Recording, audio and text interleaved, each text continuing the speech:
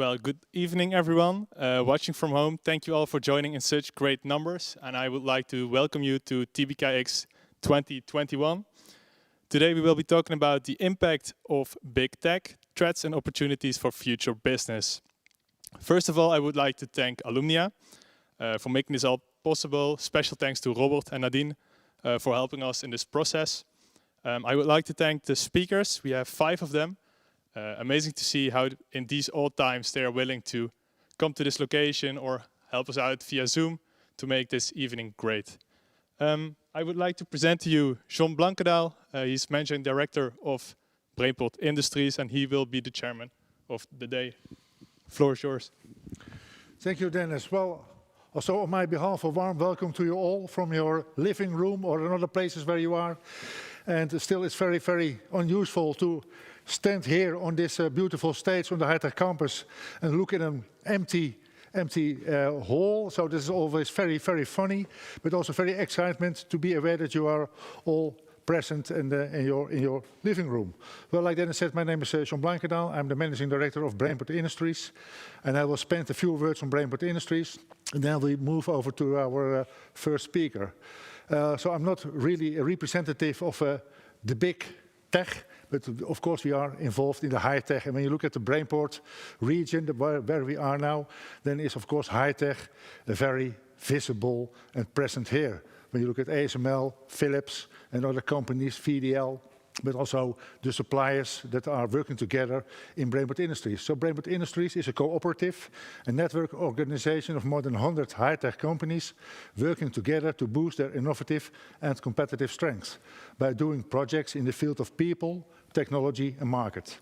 So people is about training, retaining and educate craftsmen, but also youngsters from vocational education, but also focusing on people for lifelong learning, also very important. So when you look at our market activities, so we have people, technology and market. So market is about how can we attract foreign companies to work together with the high-tech supply network that we offer. Because what we notice that our customers like ASML are also sourcing worldwide, but then you can turn it around and also be sourced. But then you have to be visible and then you have also put effort in worldwide exposure. So we are present at the Hanover Fair. We're doing all kinds of fairs in Nuremberg. We have activities in China, in Suzhou. We have activities in India, in the US, to expose and to promote the high-tech supply network. And the third one is technology, so people, market and technology. And technology is, of course, the last decades influenced by Industry 4.0. You might say the digitization trend that is also affecting the high-tech industry. It's not only about bolts, machines and equipment.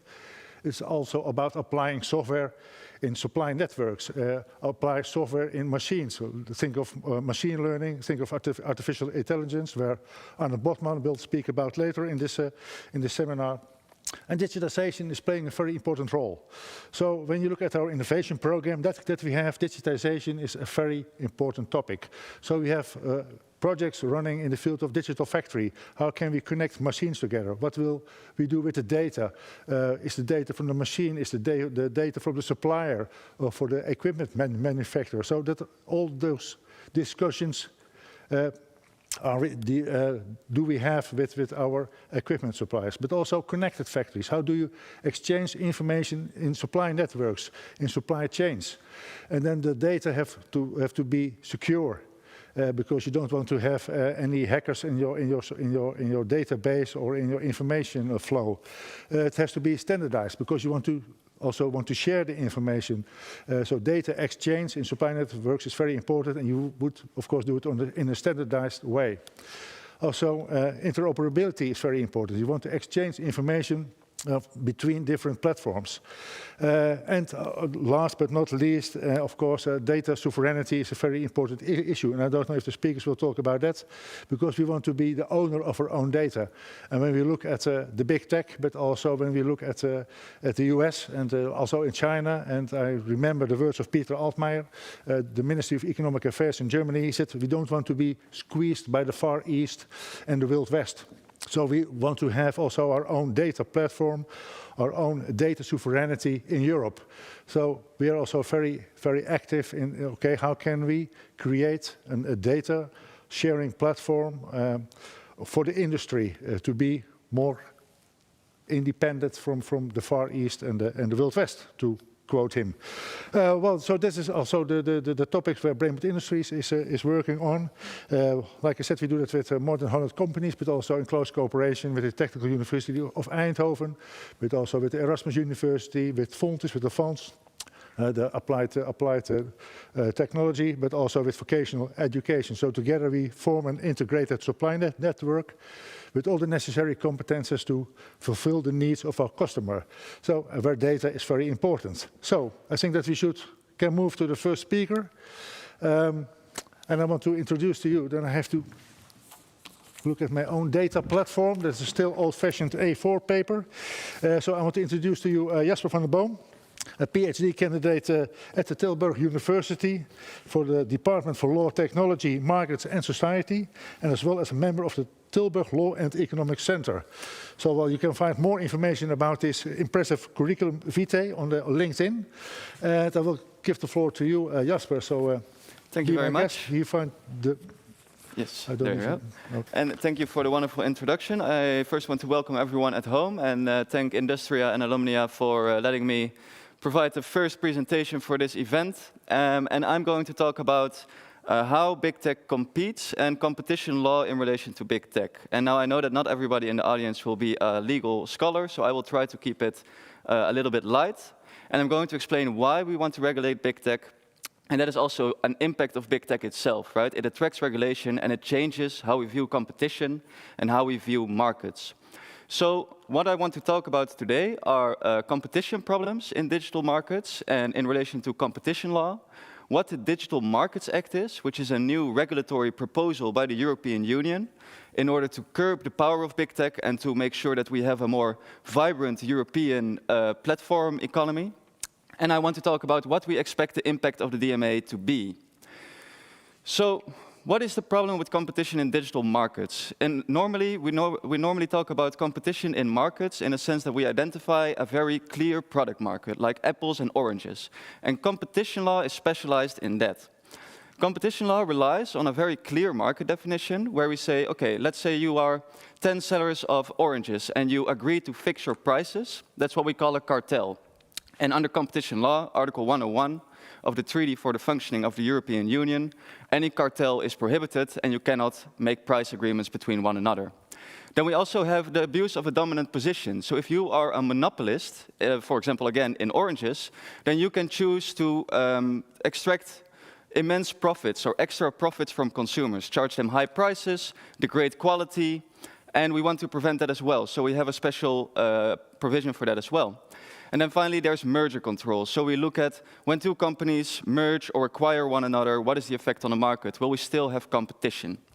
Now, the aim of competition law is to promote the consumer welfare. So what we want to make sure is that there is sufficient competition, that consumers get the best deal. When you're not satisfied with something that company A provides to you, you want to be able to go to company B, and you want that these companies compete faithfully with each other. Digital platforms have kind of changed the rules of competition. It's much less clear in which markets a company operates. It's much less clear what quality is and what relevant prices are. And we have seen with competition law that there are some problems in applying it in the digital market. So let's first start by looking at what exactly is a digital platform. And a digital platform, at its broadest, should be viewed as a digital intermediary between you as a user and a professional business that wants to sell you something or advertise something. So if you want to sell something on Amazon Marketplace, you will have to adhere to their rules and standards, and only through Amazon can potential buyers contact you. Similarly, with Google and Facebook, if you want to advertise to Google and Facebook, you have to adhere to their rules. And finally, for example, also software developers are highly dependent on Microsoft Windows or Apple or any gaming console to proliferate their products, to provide you with their product. So what we see is that in this intermediary role, digital platforms have a lot of power in determining how independent competitors in these markets behave themselves and to what extent consumers have access to these sellers and under which conditions. Now, that wouldn't particularly be a problem maybe if it was so that there were many digital platforms one could choose from. But what we've seen is that there is a high level of concentration in these markets. I'm going to get to that later. First, it's also important to realize that the digital marketplace is one of the first ones where we can really say that it's data-driven. So they collect data, either personal data or machine-generated data or other non-personal data, and they use that in order to improve the quality of their services, to develop new products, to gain a better insight into how third parties in their ecosystem operate, right? Or the people who are dependent on them. So data is useful for a lot of commercial activities. And that is why many companies now, rather than asking you for a price for using their services, they ask you for your data. So what we see now is that the platform, together with all these parties that rely on it, create an ecosystem, a digital ecosystem, in which they share data, create data, allow you to connect with different parties, allow you to connect with sellers. And the ecosystem can be even more complex than just a platform and its third parties, but it can also be multiple platforms in one. So if you want to use Google Search, that's one platform, but you can access Google Search through Google Chrome, for example, which is another platform where the people who create websites get connected with those who search them. Then we have Google Android, so you can access one platform from your phone which connects you to another platform. Each of these platforms has their own ecosystem, and each of these ecosystems are interlinked. So more than ever, the boundaries of a market are unclear, and the power of these digital ecosystems, both on professional customers and on end users, is growing together with that complexity. And in order to illustrate that, I have this schematic from the OECD, in which they show that the platform is kind of at the center between a huge amount of parties. On one hand, we have the IT infrastructure providers. So think about KPN giving you your internet at home. That's, of course, on which you access the platform. However, they are also sort of customers of the platform as they receive monetary payments from them and their services are used on them. Then we also have content providers who provide content to the website, to the platform. Sometimes they get remunerated, sometimes they also have to pay. And we have sellers who want to sell you something that are dependent on the platform. I've already explained that through Amazon Marketplace, etc. And then you have the public sector, which may need to rely on platform data for public functions as well. And then finally, here you are, the consumer at the bottom. And this whole value chain above your head that starts to work when you enter a Google search, for example, often escapes your attention, but it is a whole business nonetheless. Now, why are digital platforms different than traditional markets? And one of these things which I've already discussed is the data-drivenness.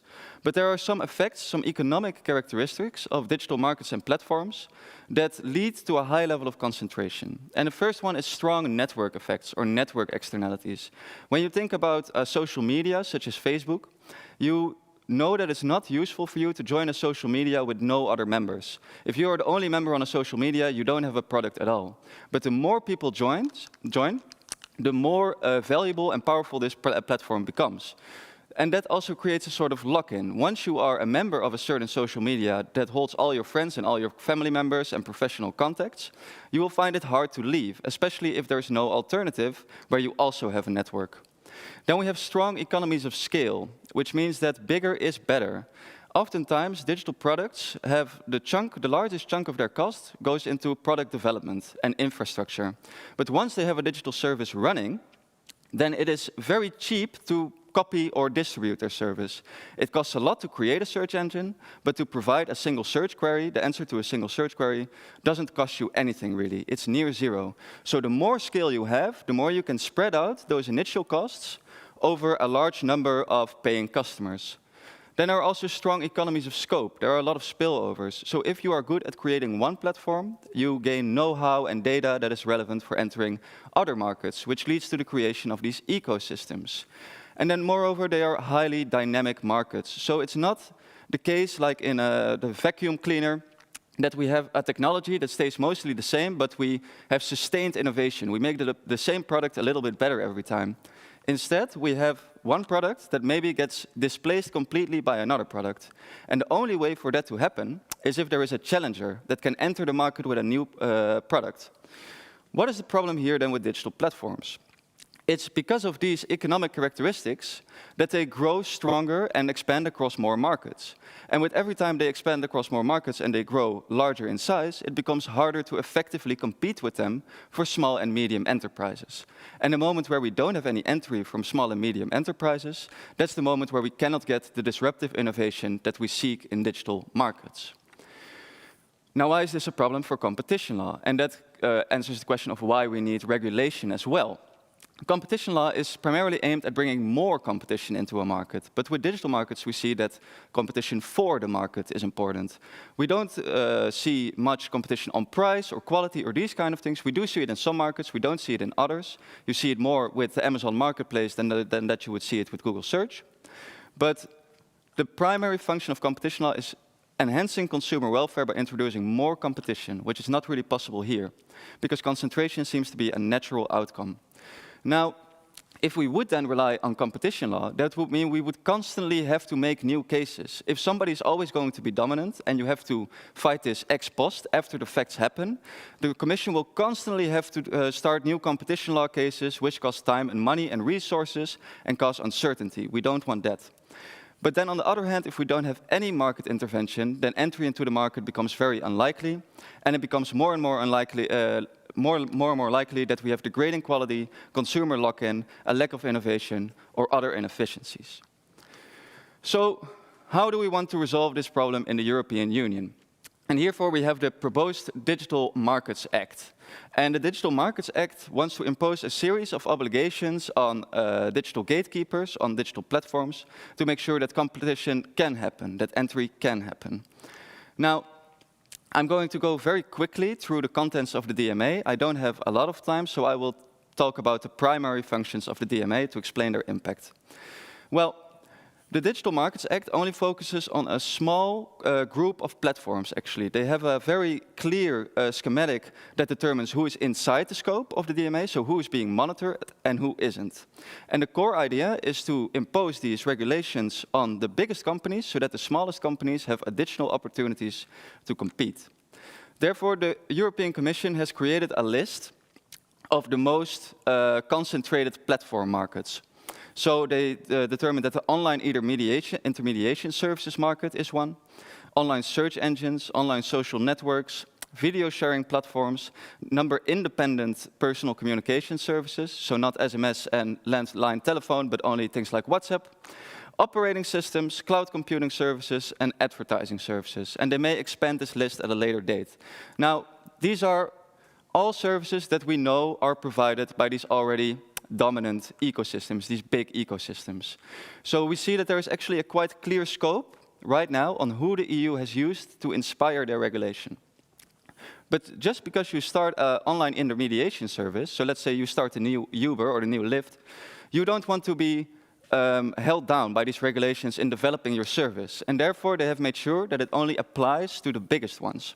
So it only applies if you have a significant impact on the internal market, meaning that you have an annual turnover of 6.5 billion in the past 3 years, or if you have 65 billion in market capital. They will only regulate you when you are an important gateway, meaning you have 45 million active users on the end user side and 10,000 professional users. And if you enjoy a durable position. So they only come into play when you have been this dominant or this successful for at least 3 years. So we see that it only counts for the biggest. What are then the consequences of being a gatekeeper? And that's laid down in 2 primary articles. And these are very clear yes and no type of obligations. So they have been dubbed informally as the grey list and the blacklist. And we will start with the blacklist first.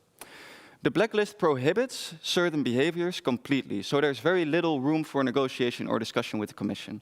And this list determines that you can no longer share data between your ecosystem services, so in that way, you cannot have these efficiencies, these economies of scope that allow you to become more successful than somebody else because you cover more markets. Parity clauses are no longer allowed. meaning that the example of Booking.com, with Booking.com, they would not allow you to have on your own website a lower price than that one can find through Booking.com. And that gives them a gateway position, because now it's never more beneficial to not book through Booking.com. And we have said that's not allowed. When you have on your own website your own price, you shouldn't be able to be restricted in that. There can be no forced subscriptions or purchases through the platform services, and this has something to do with app stores, which, for example, only allow you to subscribe when you downloaded it through an app store. No forced arbitration clauses, which we've seen in Uber, where if you want to appeal against something, you have to do it internally, and you cannot rely on an external court. No forced login, no forced interdependencies between services, and transparency clauses. And these transparency clauses means that if you are an advertiser, you want to know why Google sets a certain price, how they determined that somebody else gets the advertisement spot and not you. So here they say you have to also show what your business model is. Then in Article 6, there are obligations which are also formulated strictly, but they are to be specified later. So you can do some of these activities, just not to an extent that the Commission deems anti-competitive. And here you have to refrain from using data to enter in unfair competition with sellers. And this is also referred to informally as the Amazon clause, because there is this widespread belief that Amazon uses seller data to look at popular products and enter into competition with these small third parties. You must refrain from creating uninstallable apps. So that's something that we've seen a lot on smartphones, that there are some apps that you can turn off, but you cannot uninstall them. That again feeds into network effects. It makes sure that people stay in your network. You have to refrain from exclusive access through app stores to apps. So now for the iPhone, you can only download something directly through the App Store or not at all. The competition or the European Commission has said, no, we want to open it up, and you should be able to download from the sources that you want. There can be no self-preferencing, meaning that you cannot put your own apps at a higher position than those of competitors in your App Store, for example. You have to refrain from unavoidable defaults, so you cannot say that Google search is always the search engine that you use on an Android phone. You cannot minimize third-party service utilities. There are transparency clauses for advertisers again. You have an extended obligation for data portability. So if a consumer asks you, if I ask Google, do you want to transfer my data to Spotify? They cannot say no. So they have to transfer all personal data that they have on me to Spotify. Mandated data sharing on the request of the end user. So that is, again, a data portability or data access clause. Obligations to help third-party search service providers. And this is actually quite an interesting clause, because if somebody enters into competition with you, and you are obligated not only to allow them to compete with you, but even to help them beat you in competing. So any requests that they have regarding your system of ranking, queries, clicks, you have to give them access to this information. And no self-preferencing or discrimination in app stores. So in app stores, the problems are so specific that we've made an additional clarifying article for that. So as you can see from this list of obligations, it's a long list of obligations all aimed at three primary goals, and which is to stop companies from abusing their position by promoting themselves, to stop pushing third parties down, and to prevent that there is no transparency under which you can extort your competition or your customers. Now, in order to make sure that these obligations are followed, the Commission has certain monitoring and sanction capacity. So they can request information, open market investigations, conduct on-site inspections, on all these big tech platforms that fall within the scope. So they can basically ask for your administration, they can come to your office, and they can see if you are adhering to the European rules. If you're not, the fine can be as high as 10% of your total global turnover in the annual year. For Google, that would be 16 billion euros in fine, which even for the richest companies in the world is a very hefty fine and something they would want to prevent. Alternatively, if there is a continuous infringement of these obligations, they can charge 5% of the daily turnover, the daily global turnover, for a duration of 3 years. So this is a very let's say, large stick. When we talk about the carrot and stick enforcement, this is a very large stick for the Commission to use, to hit with in case that they don't see competition develop in these markets. What is then what we want to achieve with the Digital Markets Act? What is the impact of the DMA? And I've used this rope pulling analogy also earlier. As a small independent entrepreneur, you cannot really pull the rope in your favor against digital companies. Now, what the regulators are trying to do is level the playing field by allowing small companies to cooperate more than the big companies and to maybe work together with the regulator, while the big companies have to do it on their own merits. And they have done this through asymmetric regulation. So the Digital Markets Act is a classic example of asymmetric regulation. They have imposed heavy obligations on the biggest ecosystems and no obligations on the smallest entrepreneurs. And this means that small and medium enterprises now have a renewed opportunity to enter into competition with big tech. And with this, the Commission wants to promote contestability of the market. They want that it's possible for a new, innovative startup to stand up and to oust the digital giant from its position. And they, as I said before, they do this by limiting the digital ecosystem's potential to leverage their market power. So they can no longer impose, or they can no longer share data between their services, which allows them to stimulate their position to become even stronger than before. They cannot lock you in with uninstallable apps. They have to share the data that they collect, so they are limited in sharing it between their own services, but they have to spread it out more to the total economy. And they have limited capacity to impose restrictions on other competitors. So they cannot tell you that you cannot charge a different price on your own website. They cannot force you to have subscriptions happen only through the App Store. So in these ways, the Commission has tried to, before it happens, limit any potential for anti-competitive conduct that might hinder competition. And that should stimulate direct and indirect entry by small and medium enterprises. And direct entry would be where a new search engine, for example, DuckDuckGo, wants to compete directly with Google and search engines. And indirect entry could be that you start a messaging app, which later grows out into a very popular social media. So they want to make sure that there is as much entry from all sides as possible to promote competition. What are then the benefits of this promoted competition? And that is that the regulation diminishes the possibility of these digital platforms to exert their market power, to exert their position, to shut somebody else down. And they will now have to compete on the merits if they want to stay on top. So it's not that they say that digital platforms cannot exist or cannot coexist with smaller enterprises. They just say if you want to keep your #1 position, you will have to be more efficient, more innovative, and have a better product. Because if you don't, then a smaller enterprise will stand up and they will oust you from your position with their service. And this competitive pressure should lead to lower prices, higher quality, and higher levels of innovation. Because if they know that they can lose their position, they have more incentives to compete on these parameters to make sure that they can retain it. Moreover, it can stimulate access to financing for small and medium enterprises. What we have observed in academia is that there may be some sort of kill zone around big tech activities.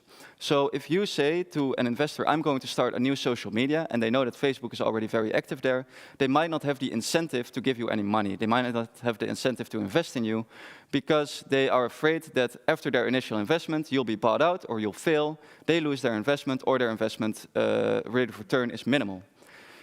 By having a fair competition for the market where you can end on top, there is an incentive to invest in the potential next big thing.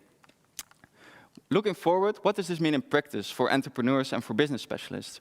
First, some opportunities open up within big digital ecosystems. They will have to invest effort and capital in changing the structure of their business and in adapting to new business models. And they will need to do this as smoothly as possible. Because, of course, changing your whole business costs a significant amount of effort and money. So there is an incentive to make sure that you have the best people on this to do this smoothly. On the other hand, small and medium enterprises will have an increased opportunity to use the resources of these core platform services and of these digital ecosystems to compete with them. And they need to find out how to best utilize this. How can small and medium enterprises use this regulation to get that competitive position that they desire? And when they do this successfully, they will have increased opportunities to compete from within the ecosystem or from outside of the ecosystem in the market. But what are the potential pitfalls of the DMA? Because right now I've been selling it as kind of this promising solution to everything. There are some problems that we foresee in the future. And that might be that, first of all, the efficiencies of digital ecosystem services or platforms may suffer. because they are now adhering to all these extra obligations. They cannot use the business strategies that they normally employ. They have to change their algorithms. And in many instances, these digital platforms are so popular because they provide a service that we want. We want the best search result, and Google knows how to provide that to us. Having this regulation may hinder them in applying what they see as the most efficient tactics and resource use. It's also unclear if the cross-market power element is addressed sufficiently, because it still remains the same that if you have a large and expensive ecosystem, even if your behavior is limited, that does not mean that somebody will be able to enter among your already established and popular ecosystem. And that also brings us to the final threat, and we've already heard about this in the introduction as well. We want that the European small and medium enterprise stands up and starts entering the digital markets and create platforms. But this is not a given. We need to understand what is the real possibility for Europe to start its own platform economy. And can we achieve this by limiting the powers of the West or the East? Or should we also invest more into the capacities that we have here? Do we need some sort of industrial organization scheme where we provide subsidies to starting up digital companies? This is my short presentation on the DMA. After me, there will be Willem Verschoor from the Ministry of Economic Affairs and Climate, who will talk about more the national context of the DMA. Thank you all for your attention, and I was very happy to be able to present to you. Thank you very much. Thank you very much, Jasper. You already did some work for me by introducing Willem Verschoor. Not a problem. What I forgot to mention when we opened this conference, that we have a little diversity in face-to-face presentations on the stage, and that we switch to also Zoom presentations. And after the 2 sessions, we will have a Q&A. So if you have any questions, please post them in the chat box. And after the second speaker, we will look at it, and together with the 2 speakers, we will answer your questions. But I have already one question that was still bothering me. So you were talking about SMEs competing with the big tech.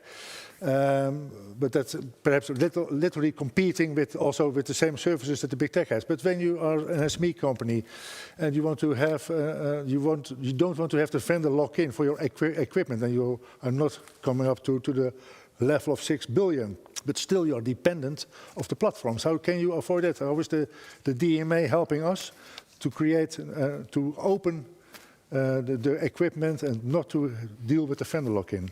Yes, that's a very good question, and that's also something I addressed as a pitfall, potential pitfall or concern. Do we really address this market power sufficiently the way it is? But I do think that it starts with limiting the big platforms and the big ecosystems' opportunity to engage in activities that might push you down, and instead they now have to help you. So they are trying to stimulate an environment which is perhaps more cooperative, where you can rely on the resources of these big firms to compete with them, and then when you become a big firm yourself, you will have to help smaller firms as well. So I think this regulation tries to impose somewhat of a more cooperative approach to competing, where if you're on top, you have to help the rest climb up, and we want to promote innovation by that. The question if that works in practice, that remains to be seen, of course. Because we already have to deal with vendor lock-in for equipment that we use for milling, drilling, etc. in our manufacturing facilities. So then you have to deal with that because you want to have an open infrastructure. Okay, thank you very much. We will talk about this later. And I think we go to the first Zoom presenter, already mentioned by Jasper, Willem Verschoor, from the Ministry of Economic Affairs and Climate Policy. So he will also elaborate on the Digital Market Act from his point of view. And we are looking forward to hear his presentation. So Willem, please. And we move to the Zoom platform, the first digital platform we're actually going to use now. Willem, be my guest. Well, good evening from The Hague. I hope you can hear me. I can hear you, but I don't know if here's the quality a little bit. But please continue, then we see how we can. Yeah, I'll continue and just interrupt if. I don't know if your mic should be more from for your mouth, perhaps, Willem. Is this better? Looking at it's very good. Okay, we can continue. Okay. Okay, then I'll continue. Well, thank you also for the introduction, John, and also thank you for the invitation. It's a pleasure to speak to you today, albeit virtually. I'll now share my screen because I also have a presentation that I want to use. I hope you can see it now. Yeah, actually, Jasper has already told you many things about the DMA, and I will mainly focus on the position by the Dutch government and also what role we've played in the creation of this European proposal. Well, currently, I'm the project leader on competition and digitalization at the Ministry of Economic Affairs, and I'm also working on the Dutch position on the DMA. And during my contribution, I'll tell you more about what is exactly entails. So I'll start with a brief history about our position on competition in the digital economy and how we contributed to the creation of the DMA. Then I'll continue with our position on the current proposal, and I'll end with saying something about what will happen in the upcoming period. So let me start by where we come from.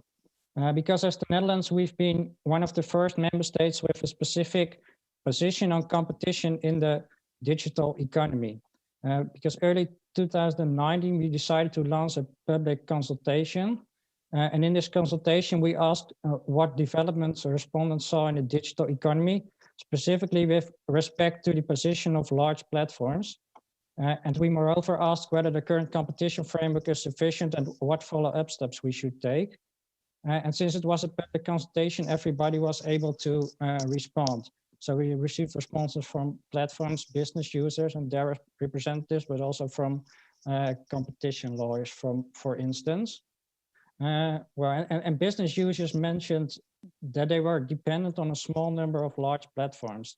And they actually asked for additional measures to deal with these problems and argued that the current competition framework was not sufficient. Actually, as also said by Jasper in his contribution. But on the other hand, platforms mentioned the many benefits they offer for businesses and consumers and argued that regulation would hamper innovation. And smaller platforms, well, they actually feared that regulation intended for larger platforms might harm them. But on the other hand, also mentioned that regulation focused on the largest platforms might make it easier for them to compete with these larger platforms. So actually, with these results, we went to our state secretary, Mrs. Mona Keizer, and we had also a very good and open discussion with her on what our next steps should be. Well, and like more often with her, it was quite an informal meeting, more like a coffee time meeting than a formal discussion on what to do. And actually, what she said was that she had the impression that due to the fact that there are so many small platforms, we're not able to effectively regulate the larger ones. And we discussed different options for specific regulation. And this led to a letter which we sent to our national parliament in May 2019, in which we proposed several changes to the competition framework. And the most fundamental and relevant one for today was that we proposed an ex-ante framework for the largest platforms. And this framework should focus on those platforms that consumers and businesses cannot circumvent. And we decided to call them gatekeeping platforms. And as you just heard from Jasper, the Commission now also uses this term in the Digital Markets Act. And since these largest platforms are active at a global level, national legislation would not be effective, and it would moreover lead to fragmentation between different European member states. So that's why we argued that the regulation should take place at the EU level. And this would mean that the European Commission should come up with a proposal. So in order to reach this, we started lobbying in Europe. So this means that we had a lot of meetings with the European Commission and also with other member states to convince them about the necessity of an instrument for gatekeeping platforms. So for instance, I myself had a lot of conversations with my counterparts at the European Commission and at other member states. And also our state secretary discussed this topic with her counterparts. And since we were the first member state with a specific position, this was a really interesting process. Because in the beginning, it was quite challenging to convince others that there should be new regulation. And the Commission was also very surprised that we as the Netherlands were the leading country in asking for new regulation, because we were seen as a more liberal country in favor of free markets. For instance, never forget a specific meeting in Brussels with the department responsible for competition policy, in which we were asked all kinds of detailed questions on our ideas, and it felt more like an examination. But all in all, I think that we passed the exam, because in February 2020, the European Commission published its digital strategy. And in this strategy, the Commission announced to come up with an ex-ante instrument for gatekeeping platforms. So for us, this was the sign to further develop our ideas. So we asked ourselves how an instrument should look like in more detail. And once we developed our more detailed ideas, we were also looking for a way to publish those ideas. And yeah, then of course it's more effective if we could already form a coalition with other member states. And since only France and Germany had a more detailed position as well at that time, it would be most interesting to try to do something with these member states. And yeah, moreover, it's also, it would of course also help if you can do something with a large member state. By the time Germany held the EU presidency, this means that it has to be neutral. So we started exploring whether we could write a joint paper with our French colleagues. And actually, France is not a member state we are cooperating a lot with as the Netherlands, especially not on these kind of issues. So when I told some of my colleagues at the ministry that we were working on a joint paper with France, well, they were quite surprised. But it turned out that we had a lot of commonalities in our positions, so we were very well able to write a joint paper.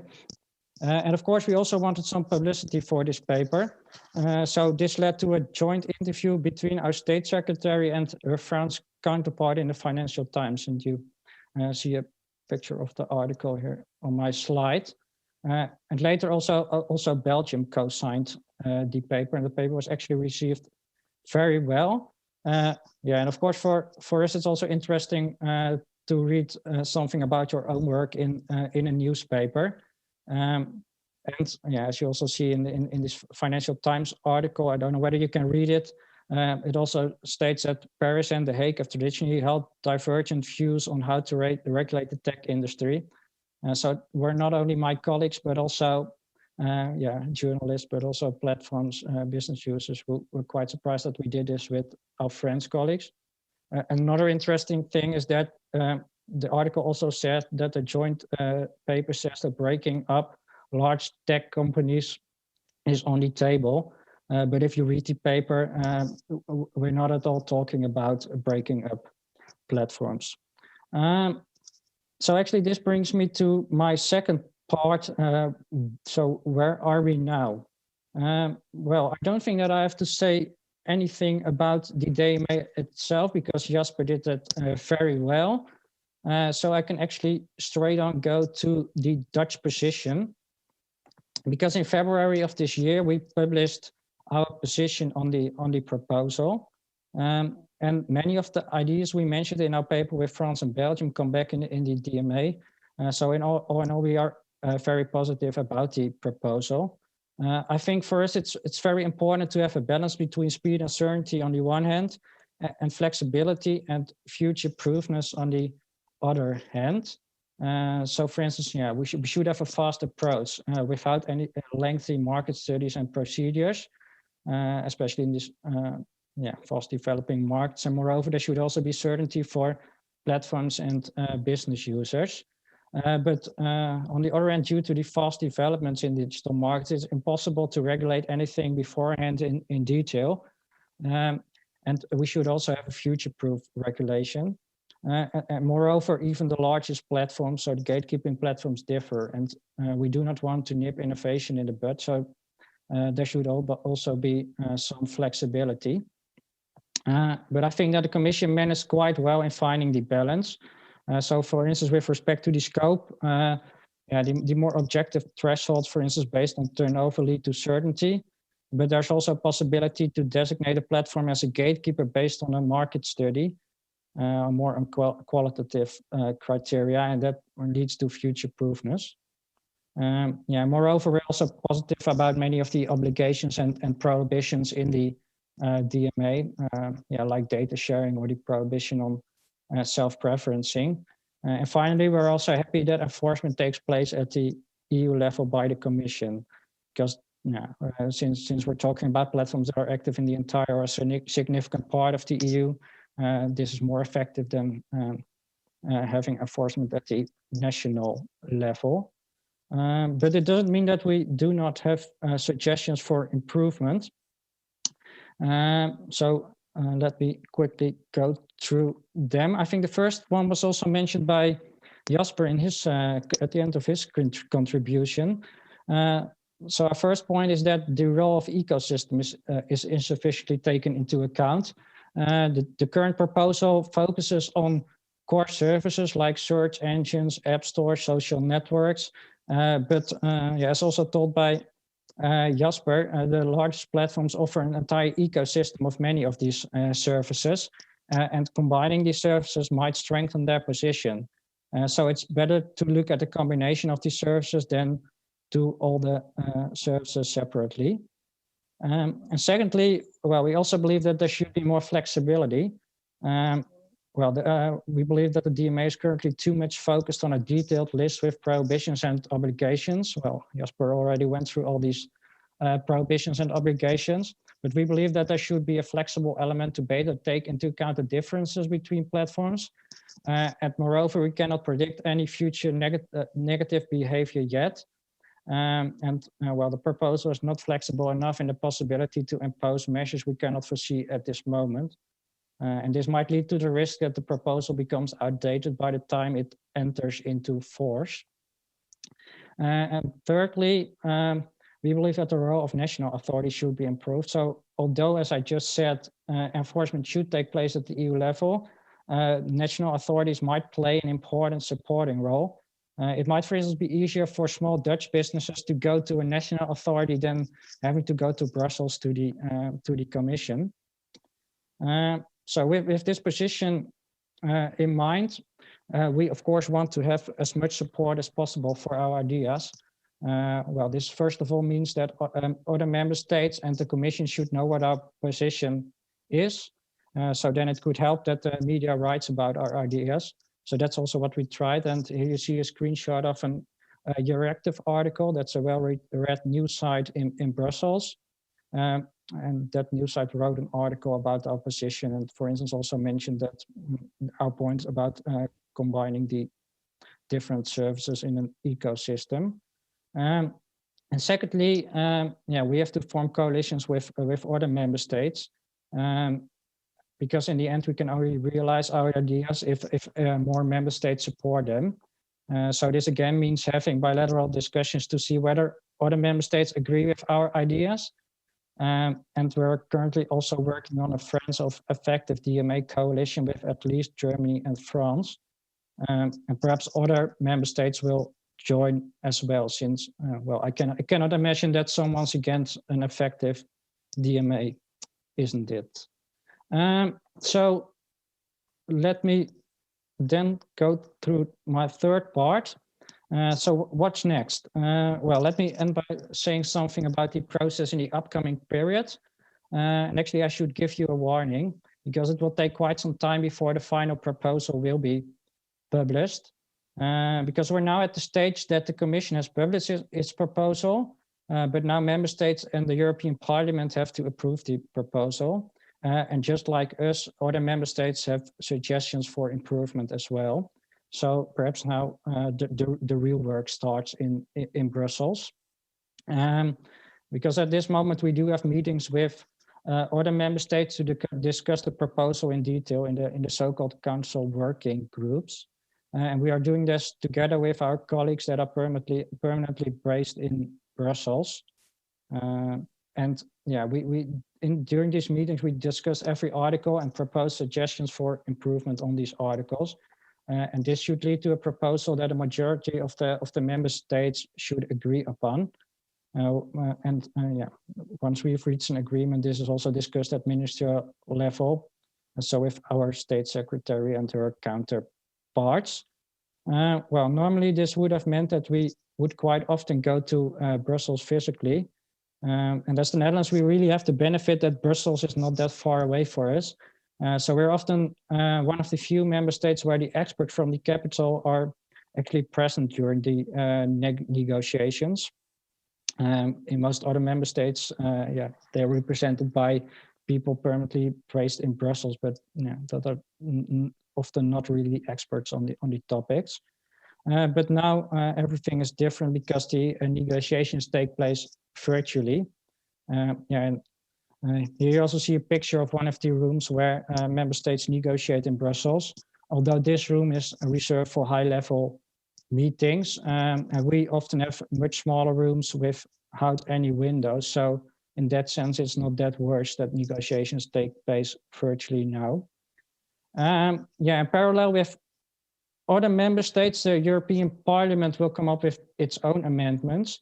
And then the second step is the so-called trilogues. And during these trilogues, the European Commission, the European Parliament, and the Council will discuss their proposed changes together.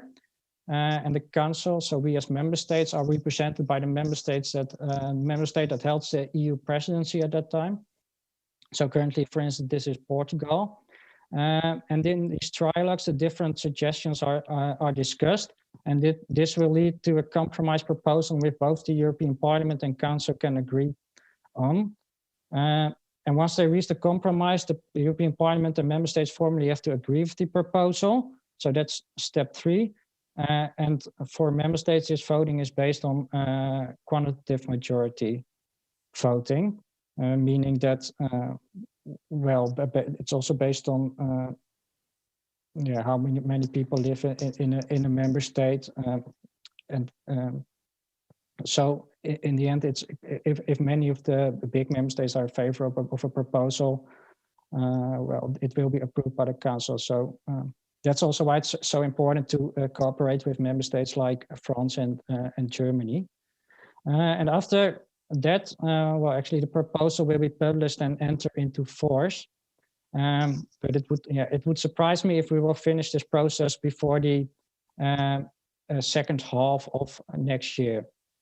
So let me conclude. Well, I think the first steps toward a fair and competitive platform economy are taken, but it will take quite some time before the rules will be there. And I hope that's not a depressing ending of my contribution. And thank you very much for your attention, and happy to answer any questions you have.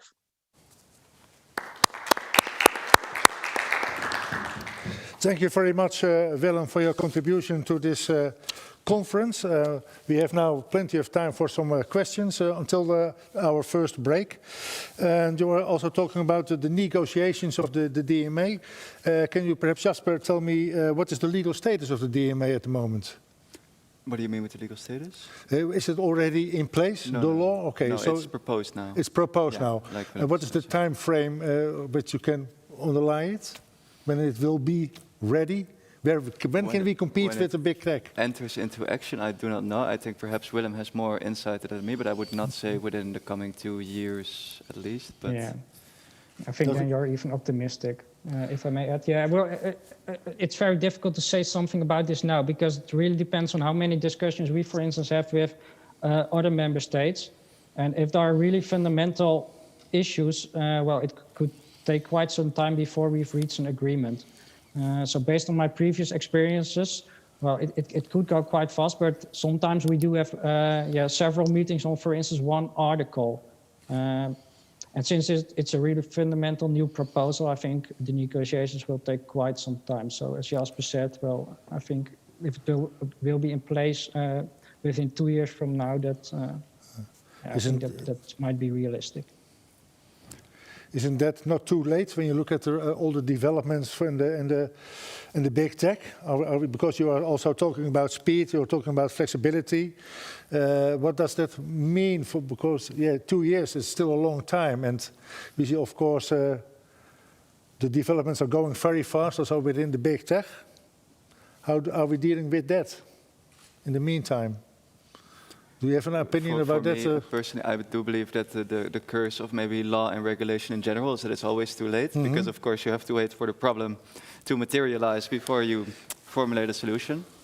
I also do know that not everybody agrees that regulation is necessary or is the best option. There is still it's still a quite contentious debate on whether we want regulation or not. I personally am a proponent of the regulation, so I think, well, it's good that it's going to be put in place. But you also have to take into account, of course, for these undertakings, legal certainty. You have to have due process. Especially in the context of the EU, you have to negotiate with many member states. So I think it's inevitable that the law will be later than most people, especially small and medium enterprises, want it to be. But I don't know if that is if it's so that competition until that point is not possible. I think there are still quite some things possible, but it's good that stimulation is on the way, and it might also help investments and incentives to invest in small and medium enterprises. Okay. Yeah, and I really think that the earlier we have this regulation, the better. But on the other hand, we, for instance, also have the current competition law framework, which is also used by the Commission quite sometimes, for instance, with respect to Google and Amazon. So it's not that we cannot do anything now.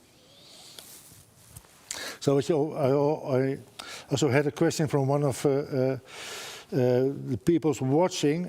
What do you think about the regulations Australia put on Facebook recently? So you see all kinds of states putting their own measurements to create a level playing field. So how do you look at, perhaps for Willem first, how do you look at the regulations Australia put on for Facebook?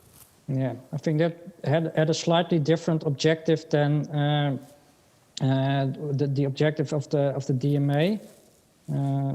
So it was more to protect more like independent news content. But all in all, it actually relates to the market power of a company like Google. So I think that this also more in general supports what we're doing. So it's not only we as Europe coming with this regulation. It's a worldwide problem, and I think also only regulation in Europe is not enough. Because also for these big companies, Europe is only a small share of their market. Okay. When would you say the DMA is a success, Jasper? Oh, that's always hard to measure. I think we have some quite clear parameters on what we want to see with the introduction of the Digital Markets Act, and that is that there is more contestability in any form. And I think the moment where let's say the optimum outcome would be that now digital competition becomes this great competitive market on all fronts. That's unlikely that it's going to materialize quite fast. What I do think is right now we try to stimulate competition by competition law, which is slow and costly. The moment where we already impose remedies faster, where we stop anti-competitive behavior faster and under clearer circumstances, then we've already won a large battle, because right now we have some waste of resources by having to start very, very long investigations. Google shopping is a case, and the investigation alone took 8 years. And if we can make that process quicker, I think we've already won a great deal. Okay. Personally. What is your opinion, Willem, about the success of the DMA? Would you say that it's when it is successful? It's always difficult to measure success, but I think to perhaps make it more specific. So once you also as students develop a new idea, a new product, or a new type of platform, you should always be able to enter the market. So if the DMA will make it possible that you as a new startup will be able to enter the market and compete with the big tech platforms, I think that then it will be a success. But on the other hand, I think also, perhaps we always have to deal with platforms like Google, Amazon, Apple, and another objective is really to that once you have to deal with the platforms, it will happen in a fair way. So actually that you can trust these platforms. So perhaps they should be really equal business partners instead of kind of negative plays you have to use. Okay, I have another question from the audience. What does Jasper think of the proposed improvements of Willem? So Willem proposed some improvements. I don't know if you still recall them. Yes, I saw the ecosystem effect was one of them, more role for national authorities. And the third one I'm blanking on. That was... What were your improvements, Willem? Could you so repeat them? the third one was yeah, more flexibility in the proposal. Flexibility, yes. I agree to a large extent, especially on the ecosystem aspect. I agree, and I think that's something that everybody has run into. Who maybe also people, small and medium enterprise who are active in the field, is that no matter where you turn, you always run into the ecosystem. So they have kind of dominated internet across services. That whether it's advertising or selling or being able to be found on the internet, you're always dealing with one of them. So in that sense, I think the ecosystem is extremely important and maybe undervalued. And it's not just about preventing some static behaviors, also regarding flexibility, but it is about really ensuring that you cannot get any roadblocks in developing your business. Now, I do think that the very clear wording of the DMA provides a lot of legal certainty. You know that there are some behaviors that are simply prohibited. And that helps, because identifying the harms they're doing to small enterprises or to independent competitors is already quite difficult. So now we've learned from practice, digital markets are very complex in their dynamics. We've learned from practice, these are some behaviors that are negative, so we're going to enforce against those. So I think that's a good starting point. Once we have established this framework, do we want more flexibility? Potentially, yes. I think these legal frameworks always evolve. Then for the roles of national competition authorities, I do think that centralized enforcement is best here. That's also something Willem also said. I do see a role where you could complain to the Dutch Competition Authority. They can do a preliminary investigation and then refer it to the Commission. Mm-hmm. That might allow for more and quicker enforcement. So I do agree with them to a large extent, but I do think that as a starting point right now, we have a lot of clarity, we have a lot of legal certainty, so I'm not unhappy about the proposal as it is. Okay, and are there already existing regulations in place to help SME companies for the time being? We have the P2B regulation, the platform to business regulation, which promotes transparency and fair conduct. I'm not 100% sure to what extent, to what the efficiency of this has been. I think many people in practice will be able to say this more, better than me, but I do think additional regulation is necessary. And then, of course, we have the GDPR, but that's not really competition regulation. That is general. And I don't think we should confuse that with regulation that wants to promote competition. Okay, thank you. I have another question for Willem. Well, platforms use state-of-the-art IT. Governments are not known as the biggest experts in IT. How to make sure to know enough about the underlying technology when designing and enforcing this legislation? Yeah, I think good question. I think that's really a challenge. So maybe first the designing part. That's also why we at our ministry have a lot of discussions with experts on this topic. I also mentioned our public consultation we did when formulating our position on competition in the digital economy. So I definitely cannot do this alone, and we should need all expertise we have. And then with respect to the enforcement, I think it's also important that the Commission will not only hire lawyers or economists, but also data and IT specialists, because I fully agree that it's really necessary to know how platforms work, how their algorithms work, how the data analyzing works. And that's so I think IT specialists, data specialists are really important. You also mentioned, Willem, an initiative from the French and Dutch government that was announced a couple of months ago, last month. Another initiative is from the French and the German government about cloud services to create a shared data infrastructure called TBKx. Are you involved also in that initiative, and what is your opinion about that? I'm not involved myself in this initiative. That's a different department within our ministry is dealing with this. So based on what I know about this initiative is that although it was launched by Germany and France, we're also having discussions with these member states about to what extent we can also join or cooperate with these member states in this initiative. So in general, I think we support the objective of also, and it might help in stimulating an EU data economy, which is also important if you look at the global level playing field. Okay, thank you. Well, I have some final questions before the break, and this perhaps more a personal question. Jasper, is Europe still able to be competitive on a global level when you look at the developments in the US and China? I think it's never too late, and especially I think we have a lot of knowledge in Europe on a lot of digital areas, and in some areas we are leading. It's just in the platform economy that we are not really participating. I think that's a natural result of the way that the market operates. Mm-hmm. It tends to a big company and has a strong first or second movers advantage, and once you are entrenched, there is very little entry. There's also not a very strong competitive American social media, for example.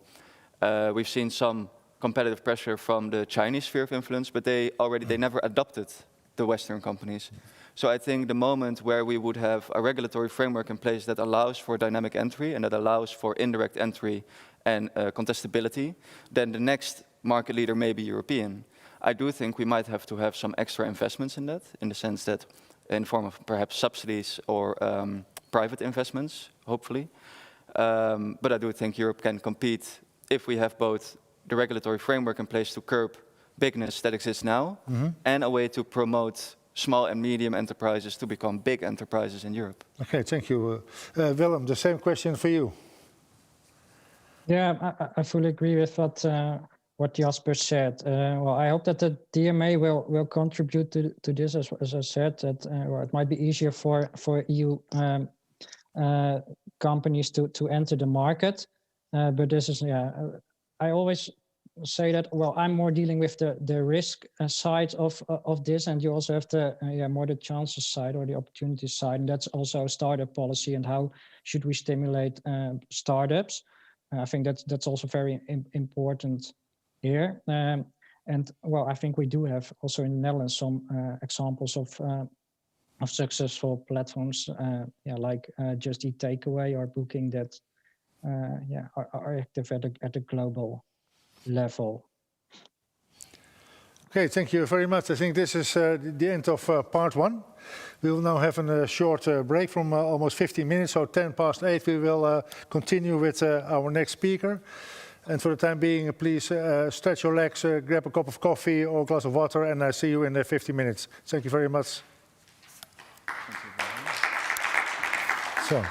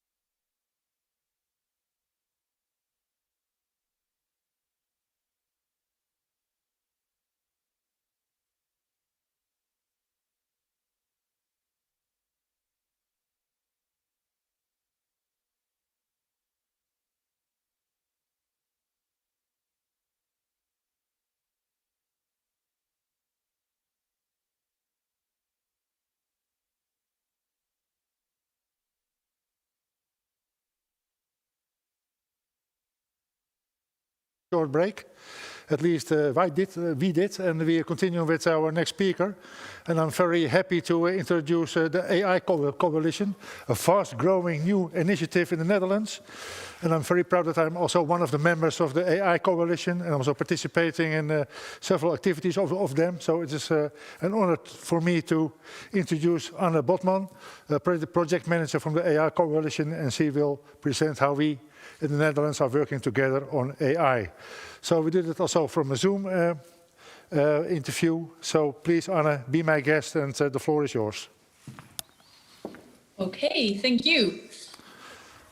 I hear an echo. Is it done? Yes. Okay. So hopefully no echo for anyone. Thank you for the introduction. My name is Anne. I am a project manager for the Dutch AI Coalition, or the Netherlands AI Coalition. Before this, I worked for Booking.com for 5 years, and I heard Booking.com already mentioned a few times.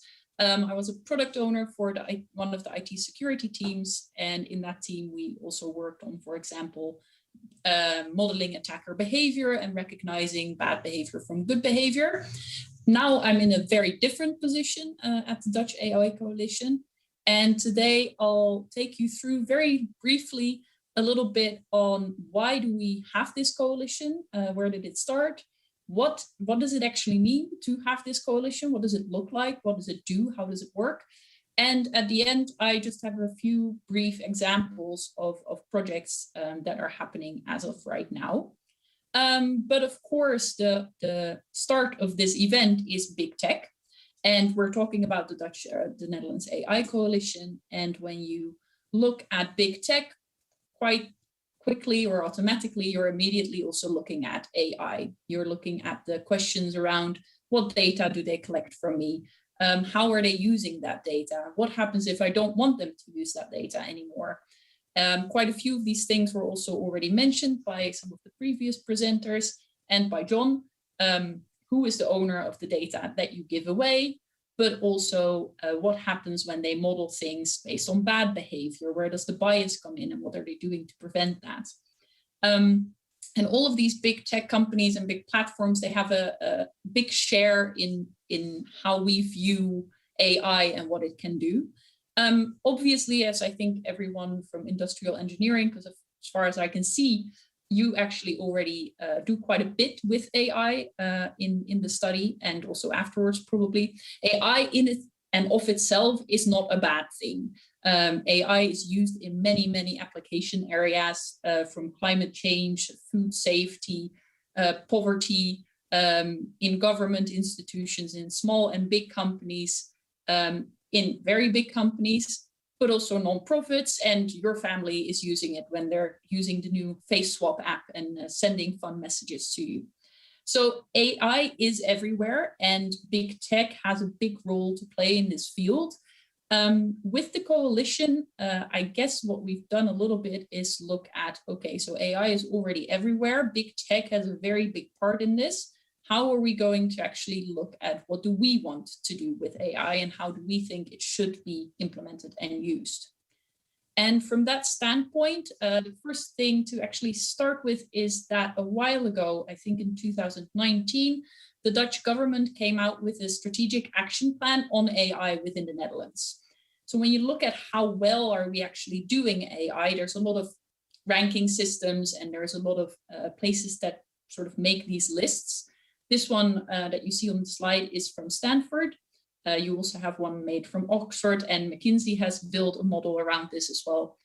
These models looking at what are the different countries in the world actually doing on AI, and how do we rank them accordingly. And what you see here is a little bit according to the view of the big tech, is that the United States, Singapore, China are quite high on these lists. Switzerland is up there in this one as well. And that a lot of the European countries are following afterwards. And as a country, as the Netherlands, we kind of see ourselves, we're a small player, but we also are not bad at AI and how we do this. We have quite a good foundation for it. But as a country, we also want to become better. We want to have more of a say in what are we doing with this AI? How are we using it? How do we think it should be applied? And I think the same goes for the EU. if you look at what they were talking about with the regulation before, this is really something that filters from a country basis into the EU. So this is the start of the AI coalition. Because one thing that we are quite good at in the Netherlands is collaboration and talking to each other, and sometimes a bit too much, but we have a history of doing things together and talking with each other about how we think something should be done. Something that in this list, if you look at the data, we're a little bit worse at right now is actual investment into AI. So if you look at this, it kind of led to the establishment of the AI Coalition, the strategic action paper on AI by the Dutch government, and the wish to work together to improve AI in the Netherlands and to accelerate the development. So the Dutch AI Coalition was established at the end of 2019, so about a year and a half ago. And it's a public-private partnership. And for those who aren't really familiar with these terms yet, it just means that we want as many different parties as possible within this coalition. So it doesn't mean just the government or just the business sector or just education, but we want them all, and civil society organizations. And it's quite an important pillar in everything that we do to make sure that we have the representation from all of these areas within everything that is happening in the coalition, to make sure that representation across the board is there. So this is where the AI Coalition started. Last year was really the first full year in operation, so really a startup year. And if you see, okay, we have a coalition now, what do we actually want to do? What are we going to base this on? We looked at a few of the common challenges. And if you look at the challenges in AI, these are also related to the issues that we have with big tech companies. But you get to questions to, do we have enough data to build good models? Do we trust the data that we have? Can we share the data together? And how do we do that properly without infringing on privacy, for example? We look at how are we going to prevent bias from AI solutions? What are the issues around privacy? How do we make sure that we have enough people that are actually trained to work on AI or educated? Or even if they're not working on building AI or applying AI, that understand how AI affects them and their field of business. I think this already came up quite a bit previously as well. How do we make sure that we keep accelerating and stimulating innovation everywhere, and that we don't get a situation where these big platforms are becoming a barrier for further innovation? And how do we stop the knowledge drain? Also, people from industrial engineering or other fields, there's a lot happening within the world, but we also want to make sure that we actually have a good foundation for research within the Netherlands, and that we keep that, and that it's an interesting enough country to actually be in to do this research. So these are some of the core challenges and the core issues that are at the foundation of the Dutch AI Coalition. And then, what are the actual goals of a coalition like this? What does it mean to have a coalition? So the overall goal really is to stimulate, support, and organize AI activities in the Netherlands through this public-private partnership. So the NIC, I will say, organization and its working groups are a core of that. There is a lot of focus on the communication, the support, and the networking within the coalition for people to find each other. And we really want to make sure that we go from the local, regional to the national and international level, so that we touch upon everything. And there are 4 main areas that we are, as an overall coalition, looking at to support these things. First of all, creating resources and financial means in order for people to actually execute on all of the ideas and the projects that we have to further the development of AI. We actually do need the funding to do that. We want to make sure that we have a joint approach on common subjects.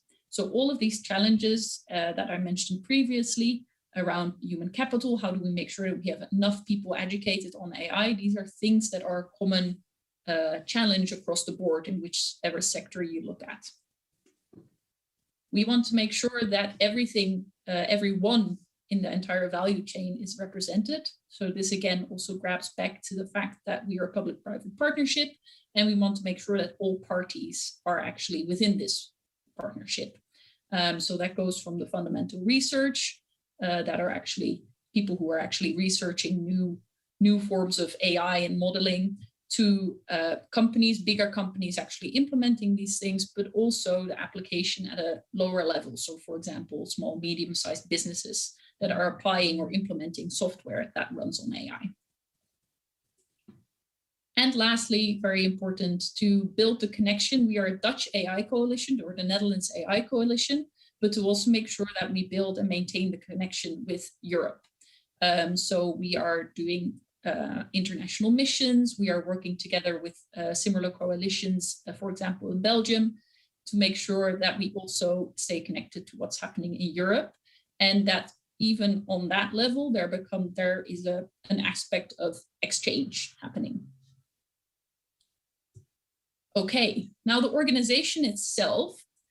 The 5 challenges that I mentioned at the beginning, they've all translated into what we've called the building blocks of the coalition. So these are human capital, research and innovation, data sharing, human-centric AI, and startups and scale-ups. And these building blocks were there at the start in 2019, and they are complemented by sector-specific groups. And all of these namings are actual working groups. So there's people that lead this group within a certain topic, and people can also choose to join the group, as John already mentioned as well. And I will go into a little bit more detail on some of the sectors on the next slide. And the green bit is about the fact that there's also just a lot of practical support happening in the background when it comes to running the coalition itself. For the sector-specific working groups, these weren't all there at the beginning. These weren't all there in the beginning of 2020.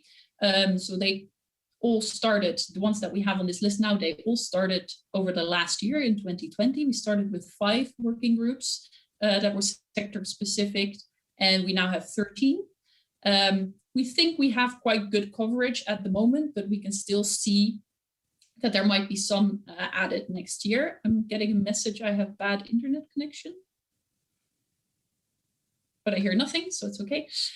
And all of these groups are started by initiative or enough initiative from the industry itself. So quite often they've started with sort of a core group of people from different companies, a government body that have said, okay, we as a sector, we want to do something about AI. For example, the port and maritime sector. All these groups have a lead or a chairman, and most of them currently are working on defining their plans for their sector they think is important when it comes to AI within their sector. What kind of challenges are they facing? What kind of results would they like to achieve? And all of these groups within the AI coalition are also part of the program team.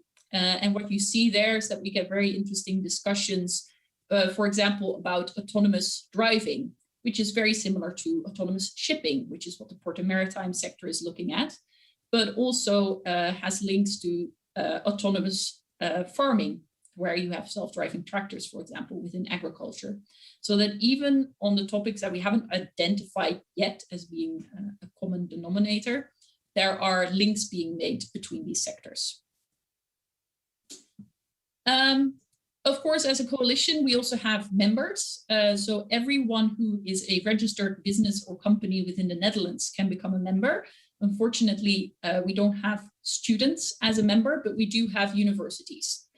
Right now, we have around 450 members in the whole coalition, but we have many more people actually participating. One organization can have multiple people participating in several different of these working groups.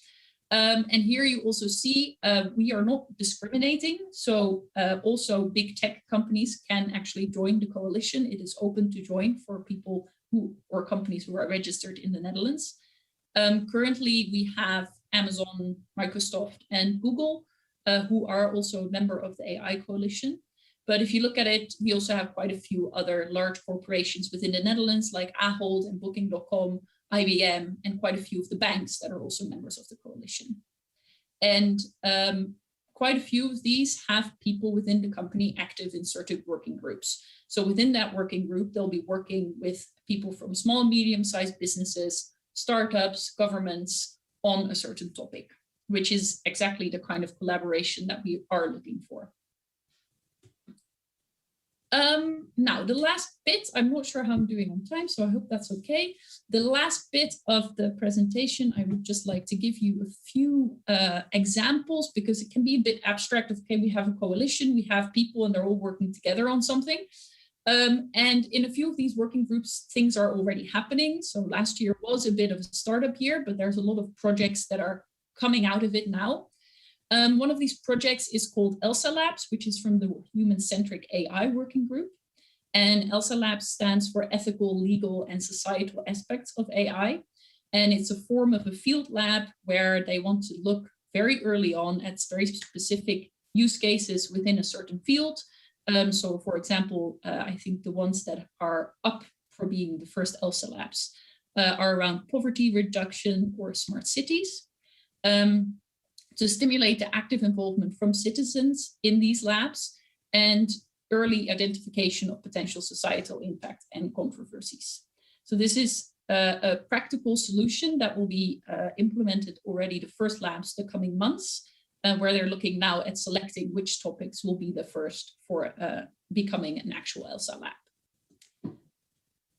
Now, secondly, we have a human capital working group. So they are really looking at how do we make sure that within the Netherlands, we have enough human capital to work on AI on all the different levels that we have. And very specifically, they are working with some of the sector-specific working groups to create sector-specific training. So there's quite a few trainings out there, AI general. We have something called the National AI course, if you weren't aware of it. But there's also a lot of sector-specific AI research and application happening. So right now they're developing a targeted modules for the healthcare working group. So they're doing this in cooperation with the healthcare working group, and they will be released in April. And then they'll continue on with other working groups to also see if they can develop something similar for that. And lastly, this is a topic I think that came up already a few times, is around data sharing. We have a whole working group around data sharing. TNO is also chairing it. But they are very practically looking at developing a framework for sharing data with trust and at scale. So how do we share data between parties on certain topics, and how do we do that so that we can all trust the data that we get, but also scale it out? And by doing this, making sure that we can build models on more data, that we can build models that are applicable on more areas, because we are using different sets of data. So last year, they've done the first proof of concepts. All the code from the proof of concepts for the people who are interested in this is available on GitHub. And you can also find some more information about that on the website. And the proof of concept with the healthcare working group was, for example, around photographs and lab results, sharing those around COVID-19 cases. So they've already done some practical steps. And I think the coming year, we will see hopefully many more of these projects popping up. That was my very short introduction to the Dutch AI Coalition. And if there are any questions, let me know.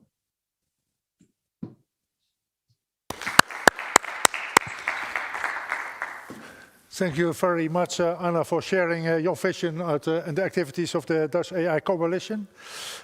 Please stay online. We come back to you later after the second speaker in this part of the conference, and then we wrap up all the questions. So if you are audience, please, you are still invited to come up in the chat with your questions.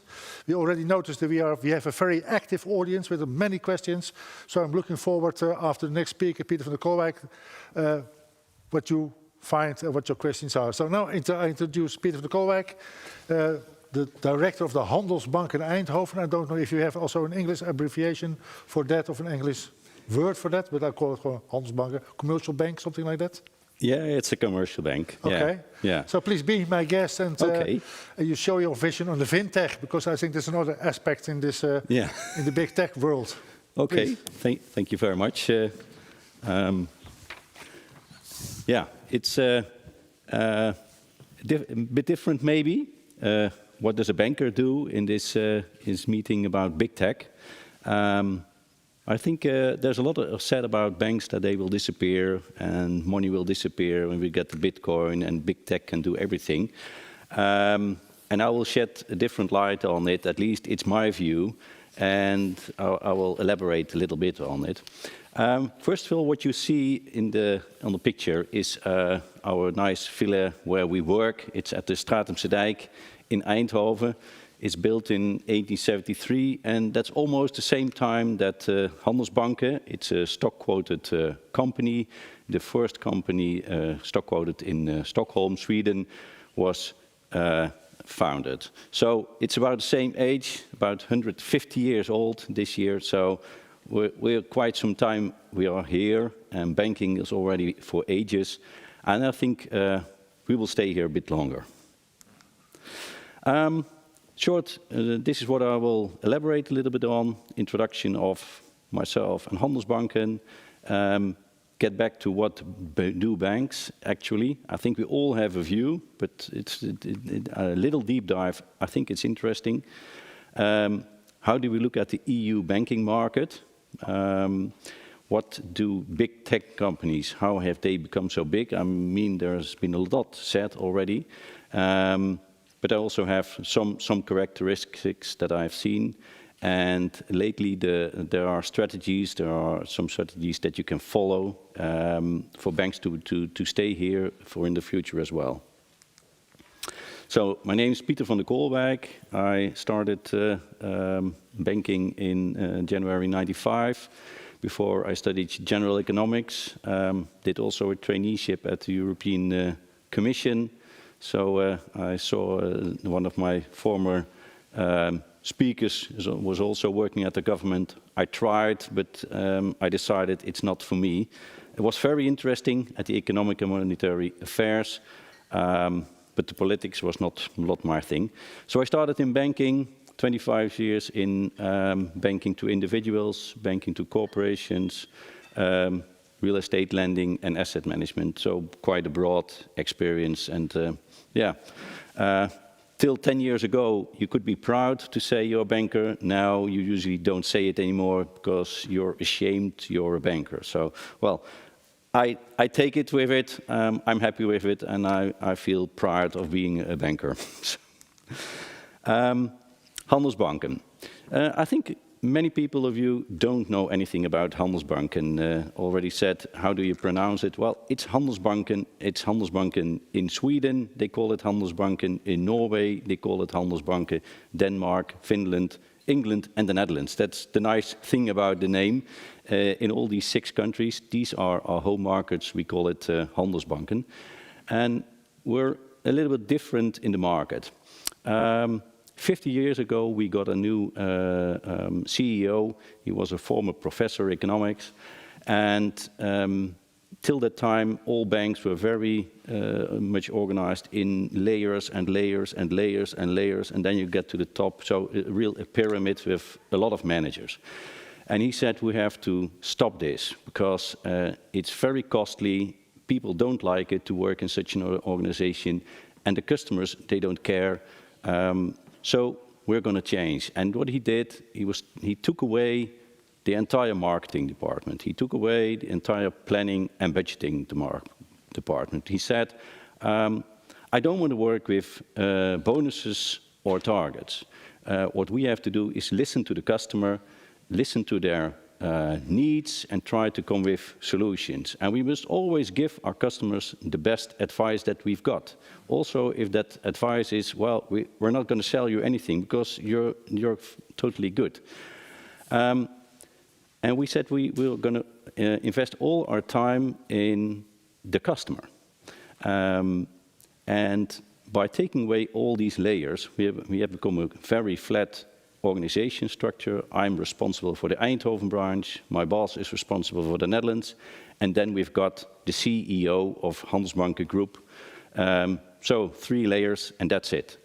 How do we, because we're a commercial organization, we want to make profit, and we have been able to make profit. Over the last 50 years, since then, we have been quite a stable organization, organically growing.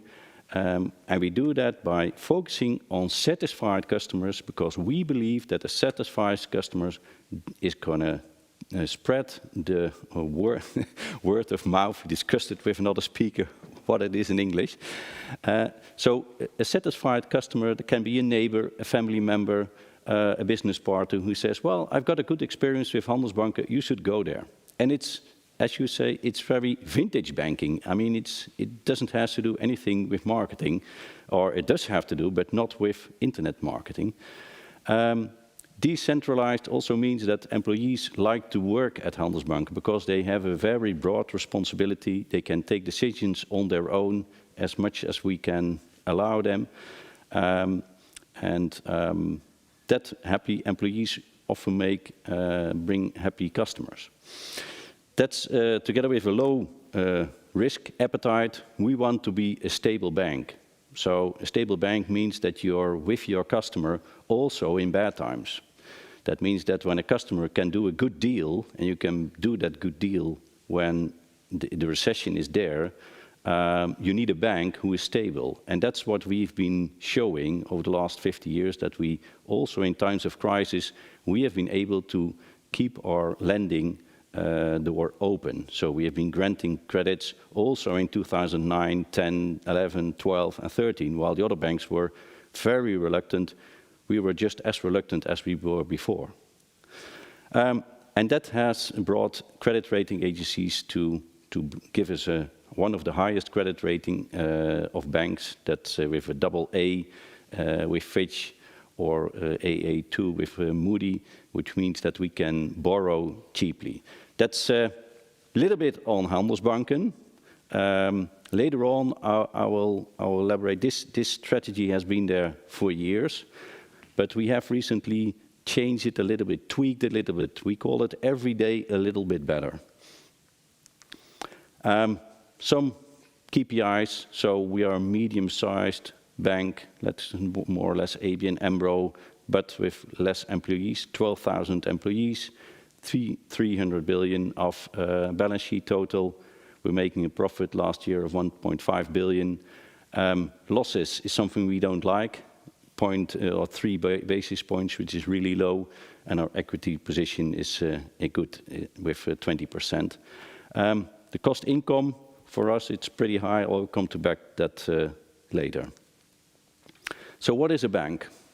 I think everyone knows what a bank is, but what we here show, the primary role of a bank is an intermediary between households, corporations with excess cash to the ones short of cash. That means if you have a savings account or a current account and all these small balances together, there's another customer who would like to have a 30-year mortgage loan, or a corporation with a 5-year loan. So we're transforming money in small amounts, often of a short duration, to big amounts, a longer duration. And we do that, and that's becoming more and more important as a gatekeeper of the financial market. We've seen recently that ING Bank, ABN AMRO Bank, they've got serious, at least ING, a serious fine, and well, ABN AMRO is yet to see, and we've seen it also with other Scandinavian banks with the anti-money laundering, that this is a very important part, that we keep the money system, we keep the illegal sources of funds away. If you've made your money with drugs or with trading guns, we don't want it to get in to be with a bank part. And that's an important role, more and more. So that was the primary function. Just money on the one side, money on the other side. Different duration, different sizes. Banks have already built their own ecosystems over the last hundreds of years and done a lot of things extra and extra and extra and extra. So, well, payments is, of course, quite a logical thing, but it doesn't necessarily have to be executed by the banks. They've sold insurance, they've sold asset management for people who want to invest in the stock market, advise on mergers and acquisitions, selling bonds, treasury products. So also a lot of side products, complementary products. And to show you the interest of the primary function, then we call it the net interest income. I've here showed which is percentage of income is provided by the primary role. And then you can see at Volksbank, ING, Rabobank, ABN AMRO and Handelsbanken, it's more than 70% of the income of the bank has come from net interest income. So not from the secondary roles as insurance, asset management, unless for some banks, let's say Van Lanschot, which of course is mainly focusing on asset management, is really a different type of bank. But the general banks, the bulk of their income comes from net interest income. And that's very regulated part. All parts of the doing business at banks is regulated. And that's, we have seen before, big tech companies, they don't like to be regulated at all. Even the tiniest regulation is already getting discussed and they want to get away with it. If we look at Europe, we think of Europe as one market, but in fact Europe has 25 markets. It's really fragmented across the national borders because of legislation, fiscal rules, local code of conducts, languages. So we're active in the Netherlands with Handelsbanken Nederland, and we have a Handelsbanken UK, and that they are really different organizations, and we can have some synergies on the back end, but to the customer side, very, very, very little, very little. So it's quite overbanked, a lot of branches, quite competitive pricing. We have good standards in the Netherlands with Pinnen and Ideal. It's quite efficient in that way. And the number of regulations within the Netherlands and within Europe for banks is tremendous. We've seen the Anti-Money Laundering Act, the Mortgage Credit Directive, the MiFID II, which is Markets in Financial Instruments Directive, and many, many, many more. So banks are continuously implementing new laws, new legislations in order to stay in the market. And this is something that was already there a lot, but since 2009, since we had the banking crisis, the legislation has increased. And above this, there's a supervision of conduct and a supervision of solvency and liquidity by the ECB and the Dutch Central Bank and the AFM. So highly, highly concentrated market. And that's also, I think, one of the main reasons why big tech companies are not willing to enter the financial market, because they don't want to be that much regulated, and they don't want to enter very fragmented markets. It's not one big EU market. There are 25 different markets.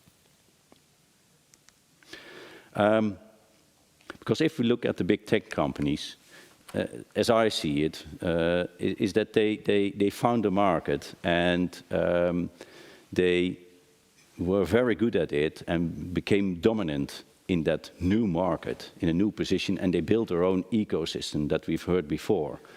So what they are technology leaders, and they want to expand their ecosystem, and they might easily at least want to expand a little bit of the pie of the financial markets to say, well, I want to do some payments, or I also have Apple Pay, and that's very nice, but it's only a little part of what banks do. If we look at the market capitalization of these companies, these really gigantic, if you see they're above 1 trillion, so more than 1,000 billion US dollar normally, these 5 companies. And if you compare that with maybe 20, 30, 50 billion, so they are extremely profitable and very high valued at the stock markets. And we've seen many more platform companies, like we've heard about Uber or Booking or Adyen or Just Eat Takeaway, all thinking about a platform and trying to become dominant in a specific sector and then try to become an ecosystem. But these 5 are the only ones that have become so dominant, so profitable and so powerful. What we've seen in the Netherlands so far is very limited. As I said before, it's a small company, the Netherlands, fragmented across the border, very regulated. And what we've seen, in fact, Apple Pay is we've seen Apple Pay and Google Pay or Android Pay, but Apple Pay is really the biggest, available big tech at this moment in the market. And there might be new other things, but at this moment it's limited. And they have built their, the last piece to the consumer they have added in your smartphone or in your smartwatch. So it's the convenience what they have added, which is a good thing, I think. And it's totally fine if they add these type of things. What to me it's okay.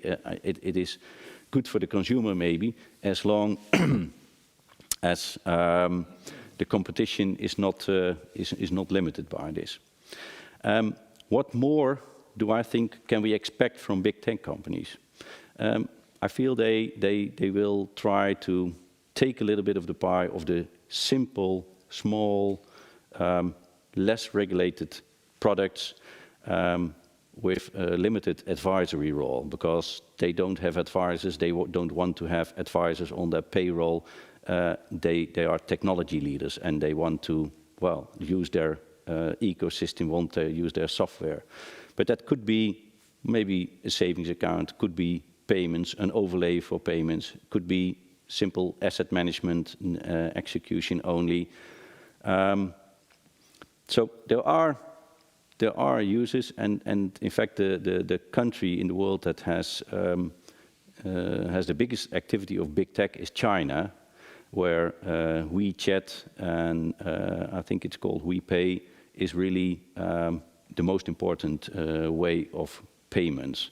But that's also because China and in less developed countries, the banking system is not that well developed, and it wasn't regulated till that time, or little regulated. There has been research on consumers in the Netherlands from Ronald Berger, but also from the Dutch Central Bank. Consumers are very reluctant to share their data with one of the big tech companies. And to me, it would be the same. Would I, for, let's say, a payment package of €3 per month, would I share my personal data with one of these 5 companies? I wouldn't think so. No, I would prefer not to do so. And if I don't pay for the product, I'm probably the product itself. So I'd rather pay a few euros. There is Arnold Boot. He's professor at Amsterdam University in financial markets and finance. He defined 3 strategies, and I agree with him as, at least some outlines how you can look at banks. And he says, maybe the very few global big banks, now we usually talk about the US-based big banks as JP Morgan, they have such a big pockets and a big customer base that they can build their own ecosystem. And maybe in Europe, ING or BNP Paribas, but they don't have, similar budgets. Another way, and then you would allow other products of other providers onto your ecosystem. So, in fact, you will try to compete with these big tech companies, but this will not be possible for most banks. A second route, which is clearly the route of Handelsbanken, is in fact a traditional bank and focusing on the customer and on the more complex products, complex customers as well, become the trusted advisor and sit beside your bank.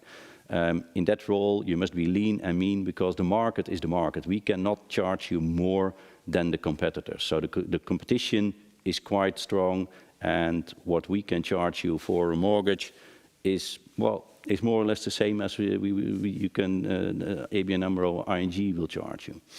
And it's it's quite competitive. You say these days you can get a 30-year loan with a 10-year interest rate against 1.2%, which is really, I think, a low interest. Who's willing to borrow his neighbor or his business partner for a 30-year period at 1.2%? I think not many of you. And a third way is just focusing on only the infrastructure and not advising a lot on it. That could be also so you become a very simple, cheap, low-cost bank. One of the strategies of Handelsbanken has always been we want to have satisfied customers and low costs for ourselves.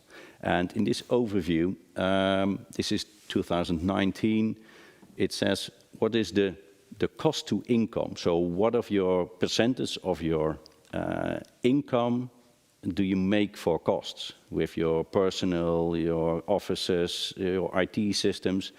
So that's an important part of your gross profit. So, and Handelsbanken is here about 48, so it's about the lowest of the big banks. And here you see ABN AMRO, the Rabobank, ING is about here. 2020, all the rates go a bit worse because most banks didn't make or made less profit in 2020. And you see, over there, some banks with higher cost incomes. This is one of the ingredients for our strategy: satisfied customers and low cost for ourselves.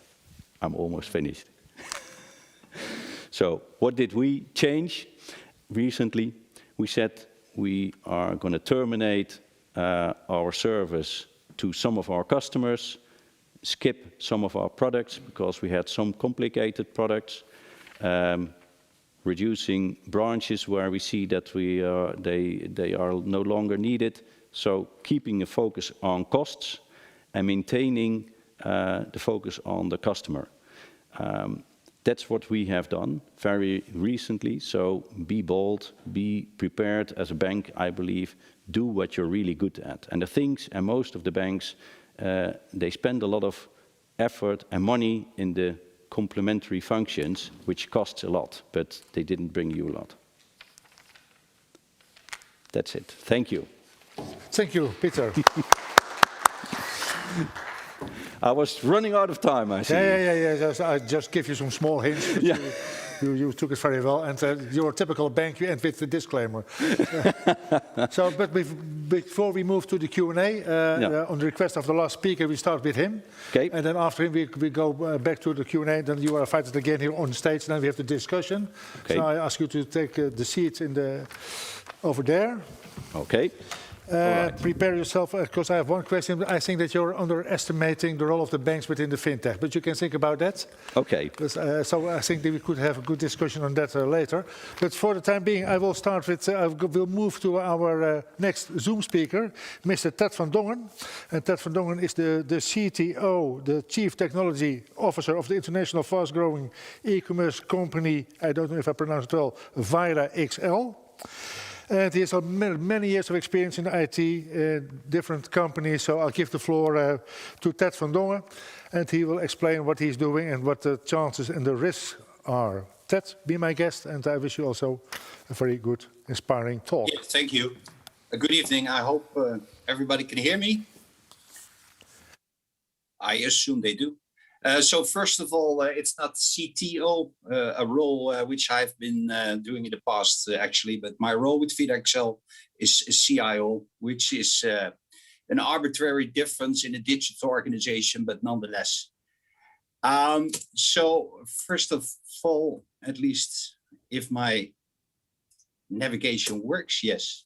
So my name is Ted van Dongen. I have over 40 years of experience in IT. I've been playing every role as CIO, CTO in many companies like Veronica, Beslis.nl, which is a digital company. A number of years I was CTO of Telegraph Media Netherlands. So I've seen many of the different technology waves in the past 40 years. over 25 years of digital experience. Early 90s, I already was active in perscombinatie organization with digital products, and over 25 years of management team experience. What I do now, I'm the CIO of VidaXL. I'm building what I call a data-driven organization, a fast-changing data-driven organization. And the real challenge of VidaXL is to deliver growth fast. And I'll come back to that, why that is so important. First of all, a little bit about VidaXL. Maybe some of you never heard of us, but we are an international online retail network, and we offer many products throughout the world. We're not only doing that with our own products or with products we purchase from other brands, but we are also a platform for other companies to sell their products in our web shops. All in all, our company is selling products of many hundreds of other companies again, and therefore we also become a platform. Interesting to hear all the discussions about digital rights and the European legislation that is coming up. And it's also very interesting to see what it will mean for us. Because by now we're also in the region of 15 million registered users worldwide. And things are going quite fast and quite rapid. A couple of facts about us. We have 31 web shops around the world, including Europe, Australia, and the US. And we are expanding in the coming years to another 16 countries. We're selling our products not only on our web shops. Actually, more than 50% of our revenue comes from we use platforms to sell our products. We use Amazon, we use eBay, we use bol.com in Holland. We use all these different platforms in the different markets to sell our products again. We're by now are 1,550 people. Well, number of trucks, we have 61,000 products that are VidaXL branded, and we purchase them in the Far East, primarily China, but also countries like India. But we also sell 15,000 products from other brands. All in all, therefore, we need some warehouses which are situated around the world. And of course, we are getting also, we get those products from other factories, but by now we also own our own furniture factory in China. This whole journey actually started only in 2006.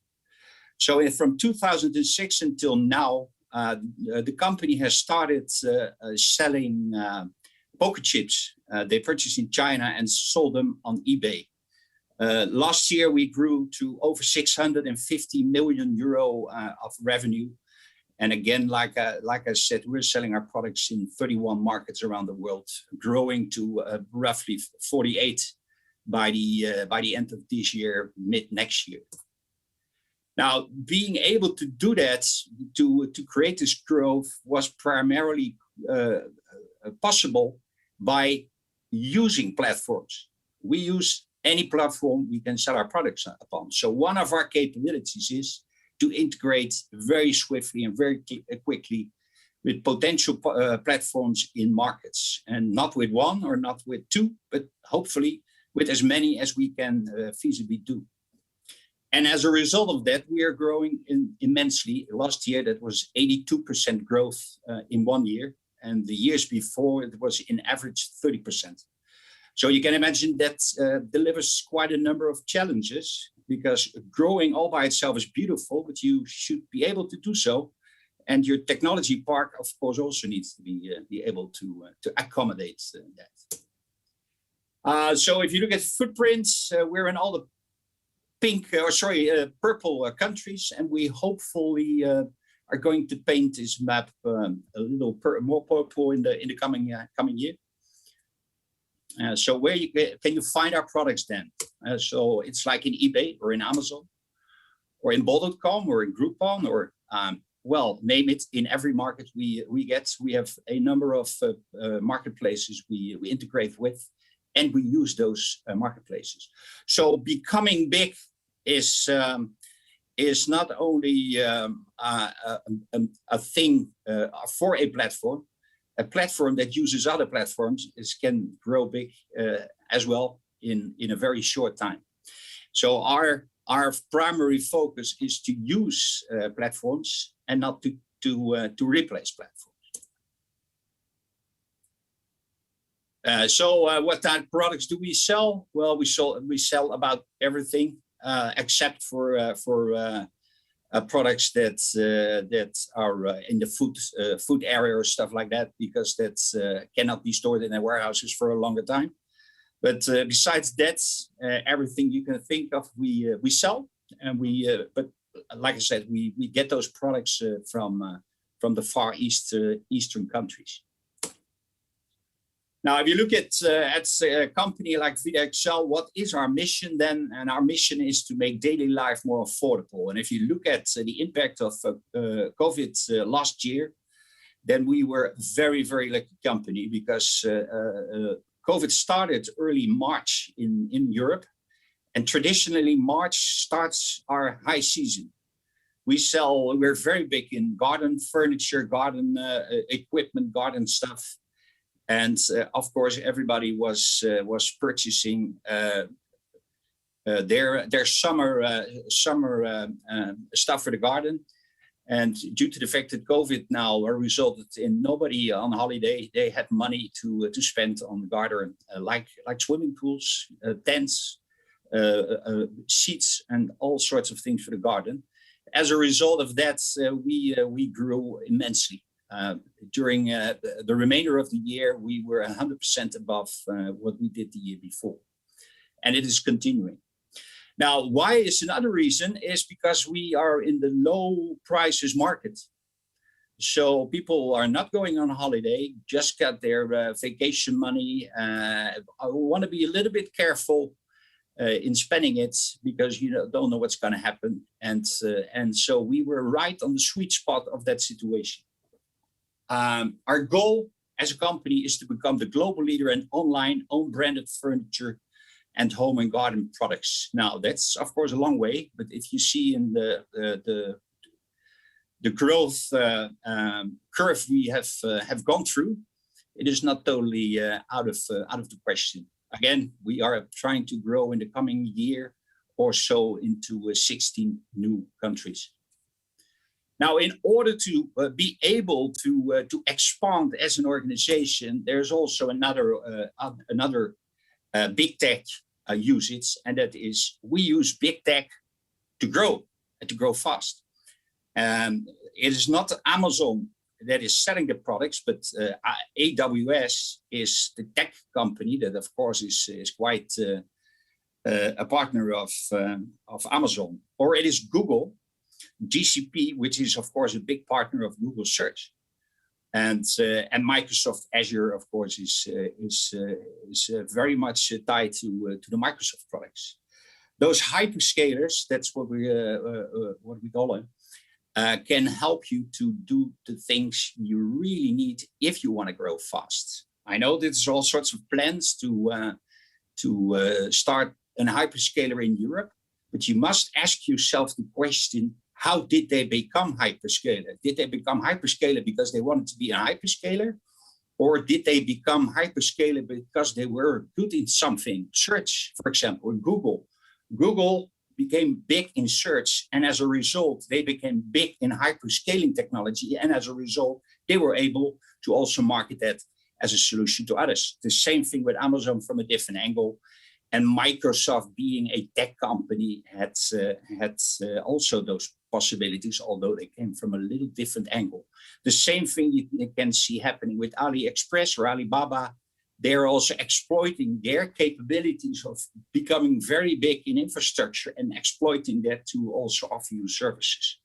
All in all, those companies are two different companies. And yes, they are very much connected to each other. Now, why do we use those hyperscalers to grow? Well, first of all, like I said, we are growing double digits each year. In 2020, 82%, over 650 million euros. That is something I have to deliver. the possibilities to, in 1 year, be twice as big on a technology level is quite an interesting challenge if you are running on-premise hardware in your own data center and you have to add all this hardware to become twice as big in operational running systems, for example. And the other challenge is that it is going very fast. If we integrate new channels, for example, which we have over 300 of, and we need to integrate 5 or 8 channels every week, then you need a very, very flexible technology organization and the technology part to do that. So therefore, we are continuously improving ourselves in order, technically also, in order to accommodate what we need to do, and where we can automate things. For example, language. If we are in 31 countries, what we are not doing is we have all sorts of people translating all sorts of stuff. We just use possibilities the hyperscalers supply us with. Automatic translation software. In and out, our customer service gets Swedish, it is translated to English, they answer in English, and it's translated back to Swedish. Instead of having Swedish customer service employees and German customer service employees, etc. And in the second line, of course, there is an additional staff that can answer the more complex matters. This whole thing, that change, is driven by business. So as a technology leader, I have to support that business on the one hand, but on the other hand, of course, I also have to make sure that it's sustainable, because growing fast is one thing. To keep it and to not be surprised by all sorts of unwanted surprises, of course, is something we also have to take care of. And not very unimportant, that it was mentioned many, many times before today, data-driven, collecting data to improve yourself. I have a note about it at the end, but first continue with what it means for us to use hyperscalers. Because we use a hyperscaler to supply our growth needs. And the biggest advantage of hyperscalers is that if you want to build your own hardware infrastructure, if you want to be capable of delivering all your services around the world, then it's going to be a very, very big challenge for you to do so. How do you supply and deploy your software in Australia, Japan, South America, North America, Europe, at the same time being able to collect all the data from there again and then do whatever you need to do as your business? It is quite a challenge, especially if you want to do it very reliable. Things like security, scaling up, scaling down if it's not necessary anymore is not an easy task. So one of the reasons why we use hyperscalers is because we are not capable of doing this very well ourselves. Systems that automatically back up, that are giving you the possibilities to rebuild your business if something goes very, very badly wrong, that is something that we are not good at. And these hyperscalers are excellent at it. They know exactly how to do that because they applied it to their own business for years. And now scaling that hardware is even harder. Flexible growing infra, easily adding more and more loads on your infrastructure is something those companies became big with. So they know what to do with it. Another reason is that your total cost of ownership will lower. Of course, there's a lot of debate about this, whether hyperscalers are really lowering your costs. But at the end of the road, if you really have to do your data center activities in a proper way, then your cost will be way higher. Of course, if you just do it a little bit, then you can be a lot cheaper if you do it on yourself. But at the end of the road, at a certain moment, things will happen. And then it turns out that you were not just good enough in your data center activities. And last but not least, delivery is faster. And that is, of course, for VitaXL an enormous important aspect of hyperscalers. If you need a server, in principle, it is clickety click and you have it available Of course, if you want to use it in a reliable manner, it takes you a little bit more time. But to give you an example, we have large SAP systems which deliver our ERP and our warehouse management functionality. And last year, on the 23rd of December, we decided to move our entire subload to the Google Cloud, GCP. And one of the reasons why we selected them was that we needed the infra by the end of January. We needed the first installation. Now, this sub hardware, normally spoken, takes you quite a while to build it, to put it in your data center, have it running. But we decided by the 23rd of December, and by the end of January, just a month later, the first SAP instance was running. And why is that important? Because we need to grow. We need it for further expansion. One of the reasons why we selected GCP is because they have this worldwide network. They have glass. 30% of the glass in the oceans is Google glass.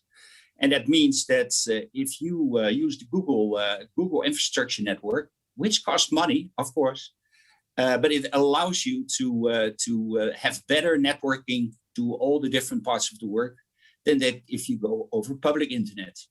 So there's a number of reasons why hyperscalers are an interesting party to use to grow immensely fast and to become bigger and bigger and bigger. But there's also a reason why not to. Oh, sorry, there's one additional thing, and that is the big data, of course. Now, it has been discussed, is big data now something for Europe, or is it something for American companies? Again, I will come back to one of the macro risks involved in why these companies became big using data. But the technology they use, and I believe Microsoft technology might very well be quite equal to Google by now, and AWS also have beautiful tools. I work with them. Currently, we're working with Google BigQuery. And one of the reasons why you want to use that technology is you cannot make yourself. Of course, it's interesting to have all this big data, but to query petabytes of data in just a couple of seconds, and that is something which requires an immense amount of technology knowledge we just don't have. And I doubt that it is easily replicated into your own solution of big data. Of course, if you don't need that much amount of data, then it might be a little easier to do. But all in all, those companies, those big tech companies, are very well equipped to do and to query very, very large big data sets. But there's, of course, a number of reasons why not to work with them. And one of the things mentioned was, for example, you have a cloud provider lock-in. So you have everything running with Google, and now you never get away. Personally, I don't see that issue as a big issue for the long run, because this is just an intermediary step. Just around the horizon is SaaS services. And while some of our technology is now moved on the Google Cloud Platform, which is really then in what is called an IaaS supplier, the next step is that you move it to a SaaS service. And where it is, you don't really care and you don't even know. It is your software supplier who delivers you the functionality. So we are using Zendesk, for example, for customer service. I have no idea what's running, probably AWS. We have Salesforce running our web shops technology. That is not running at AWS or Google or Azure at all. And other technology, for example, for master data management is running in Singapore in the AWS cloud. So the next step of really what the data center of the future is that you tie all these different SaaS services together into your application landscape. And they are everywhere. So if there is a challenge, it's not becoming a hyperscaler, it is becoming a party that can handle that type of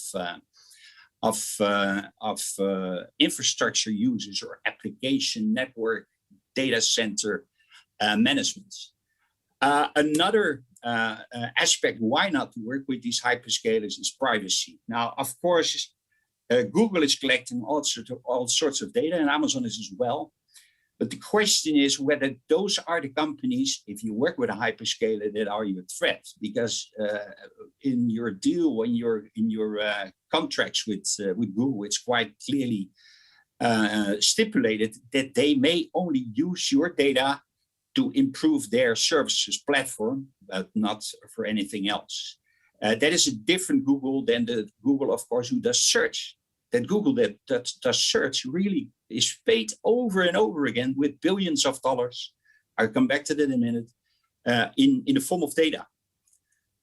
So hyperscalers and the companies they came from are, you should consider them to be different companies. Of course, legally and also financially, they're not.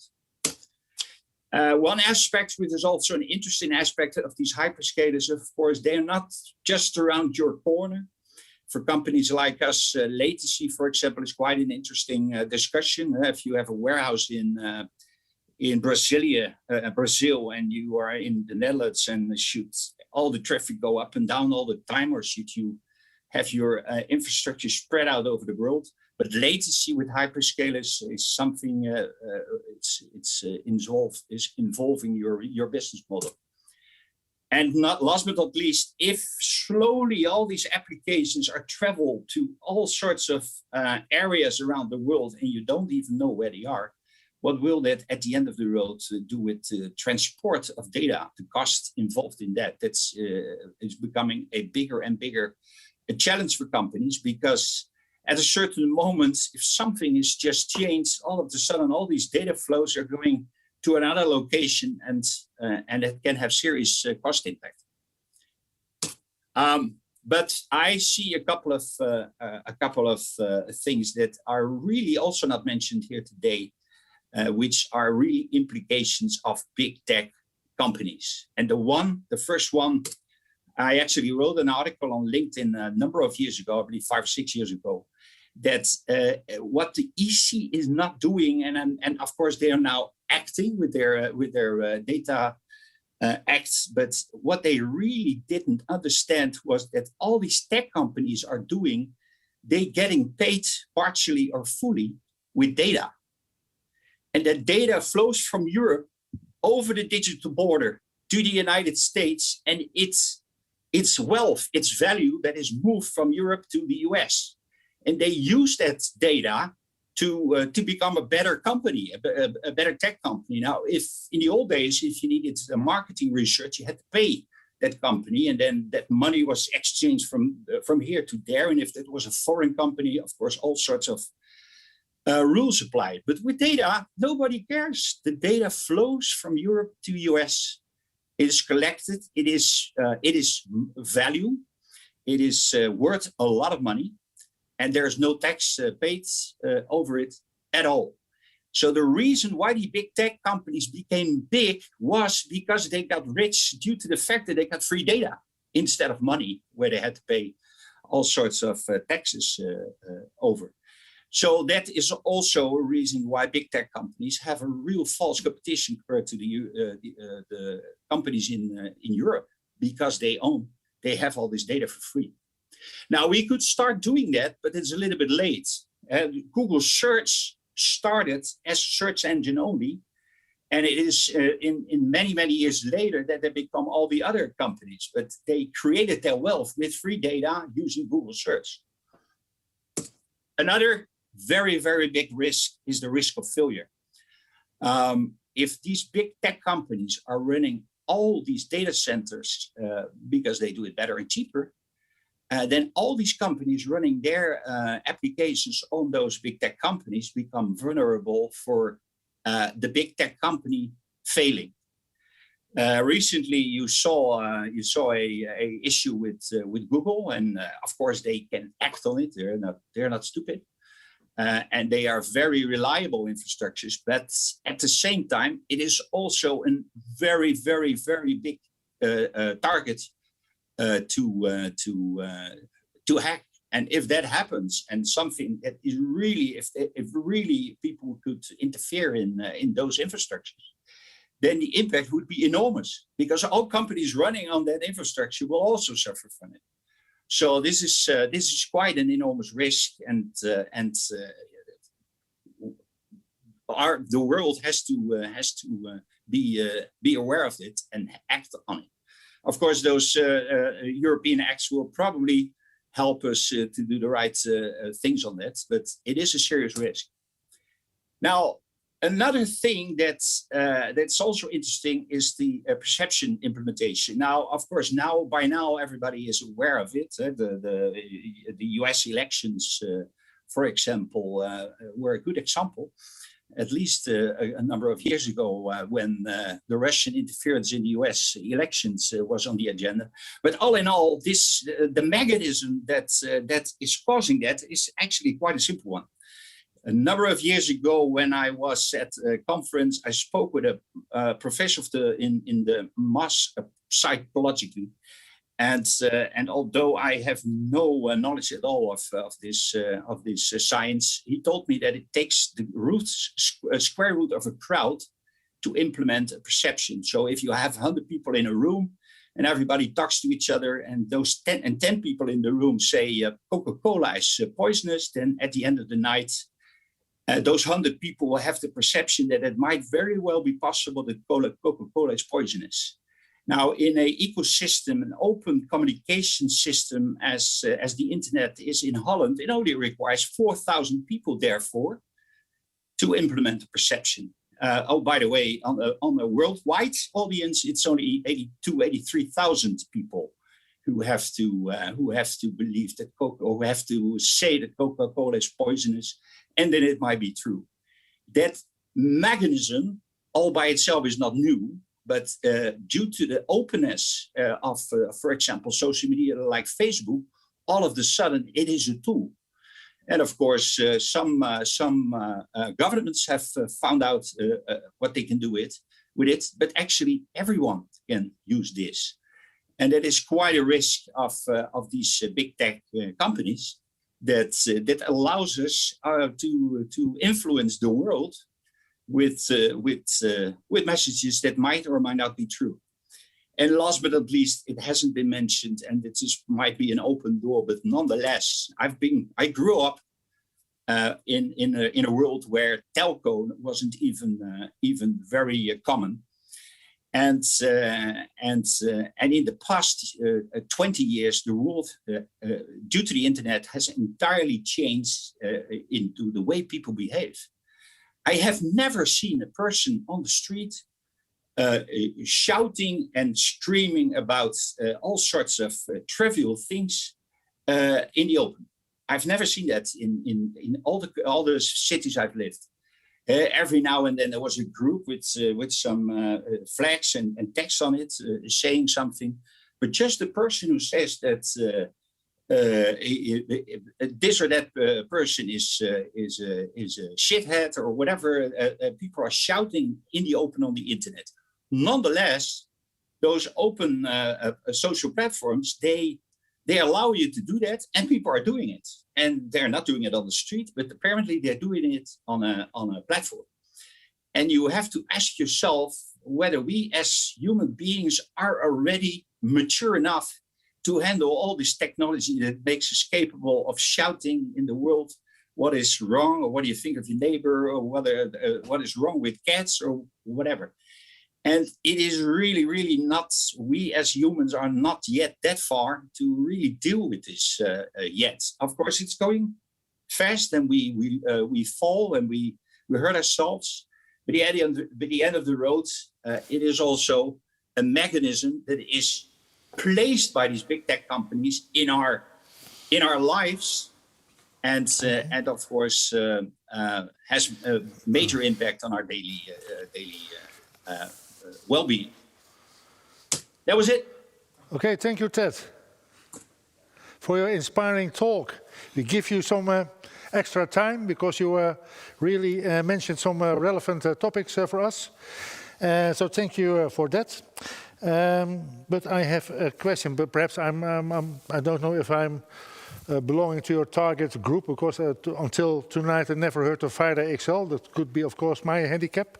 So I will keep a notice of that in the coming days. But can you, how will I have some questions also from the audience. How will the DMA, where Jasper and Willem talked about, will affect your business, the Digital Market Act? Well, I don't worry about it all that much because all in all, we becoming a platform, we just have to deal with it. And because we're in Europe, I don't think it's going to hurt us. It's going to cost money, most definitely. We have to implement it within our processes, stuff like that. But that is also all the other stuff we need to do, like it needs to be secure, privacy compliant, and all this other things you have to do will impact us. So I don't see a problem. I hope it helps us to against, of course, other big companies like Amazon and AliExpress, who are the collector of data, but also the doing business similar to us. Okay, how was also one question, how dependent are you of the big tech companies for your business? Who, me? Yeah. Well, we are as dependent as you can say. Like if we sell more than 50% of our products on via platforms, then 50% of our revenue comes from big and small tech companies. But we spread the risk. So we use 300 platforms and maybe next year even 400 platforms. So if Amazon is really going to be naughty to us, well, then we just skip Amazon and we still have maybe 290 other platforms we deal with. So that's one part of our dependency. The other part of the dependency is using GCP as our, you could say, our data center. And again, like I said, I don't see that as a real big problem because in the long run, it's about SaaS services and not about the hyperscaler itself. I mean, if you are the SaaS provider, then of course this is a different discussion. Then you want to ask yourself, should I be at Azure, should I be at GCP or AWS or all? And I think as SaaS suppliers, I would say I need to be in all the big ones. But as a user of services, I don't really care. For the short run, it is a little bit of a threat. In the long run, it's not. Okay, thank you very much, Ted. And I think we owe you still a big hand. So I think we forgot that because we were still under the impression of your talk. I don't know if Anne is still online for us, because we still have some questions also for her. So yes, you're really a die-hard, Anne, to stay online or so and wait for the questions. So one of the questions that I was reading, are we able to catch up with the top countries in AI? But we also already noticed that the gap is also very, very broad and very steep. Yes. I think if the list that I showed on the slide, it's not so much about catching up directly with the companies at the top. These lists, they give a lot of indicators into where certain countries are doing well, where they're doing less well, or where they're better at things. So I don't think we have to catch up with the US, for example. There's a general sort of size gap anyway. But what you can do is investigate where are the things that we are running behind with other countries. And if we start improving on these things, maybe the ranking will go up, but it doesn't necessarily have to be the first goal. But also probably in terms of AI, it's better to look at more of a European standpoint in that. So not so much at all the smaller European countries versus the United States or China. Yeah, and do you think, Anna, that we are still a little bit fragmented in Europe? How can we catch up together with the other member states to really create a European scale on AI? Yeah, I think there was a question about that in the chat as well. So the coalition itself is inherently the Netherlands AI coalition, But I think there is definitely also with all this regulation, and there's also a lot of funding happening, there is a very large European component to it, where we can use the coalition to sort of organize on a national level, but also ensure embedding at a more local level. But at the same time, within the coalition itself, we have a group looking internationally. We have international liaisons that are our connection to the EU. And in that sense, in a way or another, the EU itself is becoming a party that is spreading its fingers, and multiple coalitions in multiple countries will be feeding back and forth between the EU and the countries itself. Okay, thank you very much, Anna. Then I will move to Peter. We don't have any too much time to treat all the questions that we get, so I have to pick a selection of it. One of them is, of course, I already was bothering with that. Does new technology-driven money, example Bitcoin, shake out the traditional banking market? This was also one of the questions. Yeah, it was some question that could be expected. Yeah. Oh, so you have the answer ready. Yeah, I mean, there's a lot of talk about it. Let's say a virtual currency like a Bitcoin or the Ethereum. We are of the opinion, most professionals, that as long as you cannot pay your tax with such a coin, well, they call it a coin, and it's very volatile in its price. It's not really a good store of value. It's more of a speculative instrument of, well, people think it's going to get scarce, so let's buy it. And the other thing is that transactions in Bitcoin are very, very expensive and take a lot of money, energy. So it cannot replace, at this moment, with the current technology, the amount of transactions that we do with the current existing currencies like the EQ or the dollar. Okay, but what I mentioned after your finish of your talk, I was a little bit surprised by the attitude that you said, okay, the bank has not much threat from the big tech companies. So, in my opinion, I think that the big tech companies are just with their, of course, their financial strengths are very capable to invest in companies. And like what Ted was saying, data are the new currency. So Yeah. Is the bank not underestimating the big tech companies and the role they are playing in financing companies, and they could play also in the fintech world? Well, I think they could play. They could play, and I think as soon as consumers are sharing their data and they can monetize these data and then get competitive products, then they could certainly become a strong competitor. The other way is that what we see, it's a very regulated market with every product has several regulations, and especially the more complex products. So they might want to enter the simple products, but the simple products are usually also of little profitability for the bank. So I don't think, well, I should not underestimate you. I agree with you, because they are very powerful and they can do a lot. But there are certain boundaries in the banking world that I think they will not enter it too quickly. They will maybe the sidelines, the frontiers. Okay, thank you very much. We'll keep track of the banking activities in the big tech world. When I look at the time, I think, of course, it was a very, very inspiring evening. Also, with a lot of information. And in my opinion, I think that data is the new oil in the economy. Like that said, the new currency, and I agree with him. And I always compared when they say data is the new oil. Well, it was of course in the energy world that the big companies were in control of the oil, also the winning of the oil, which gave them their power, because due to the huge investment you need to win oil.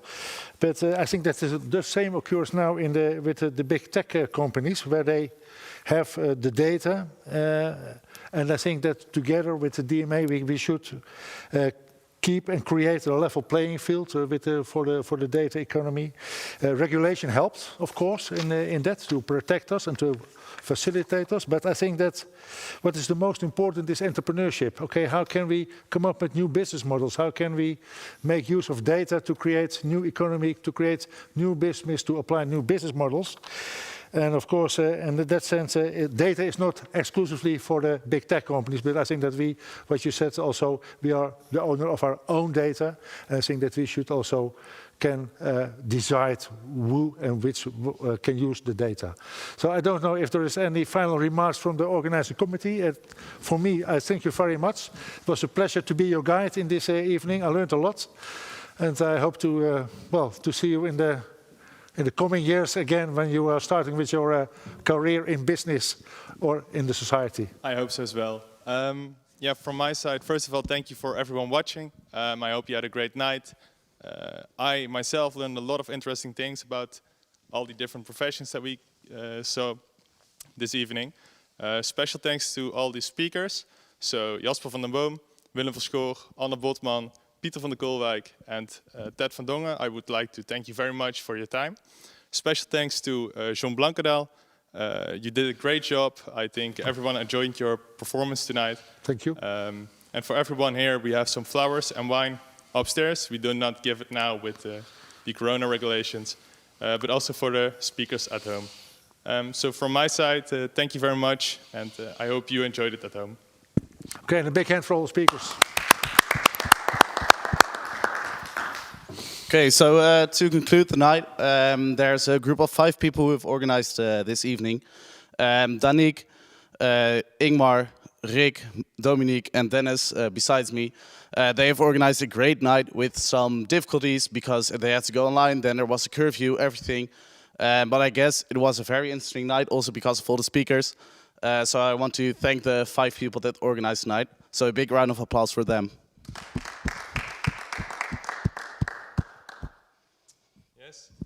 That was it. Leave any comments in the chat if you have one. We will try to communicate interesting questions still. I think the speakers always like to find challenging questions from the students. And furthermore, yeah, thank you for your presence.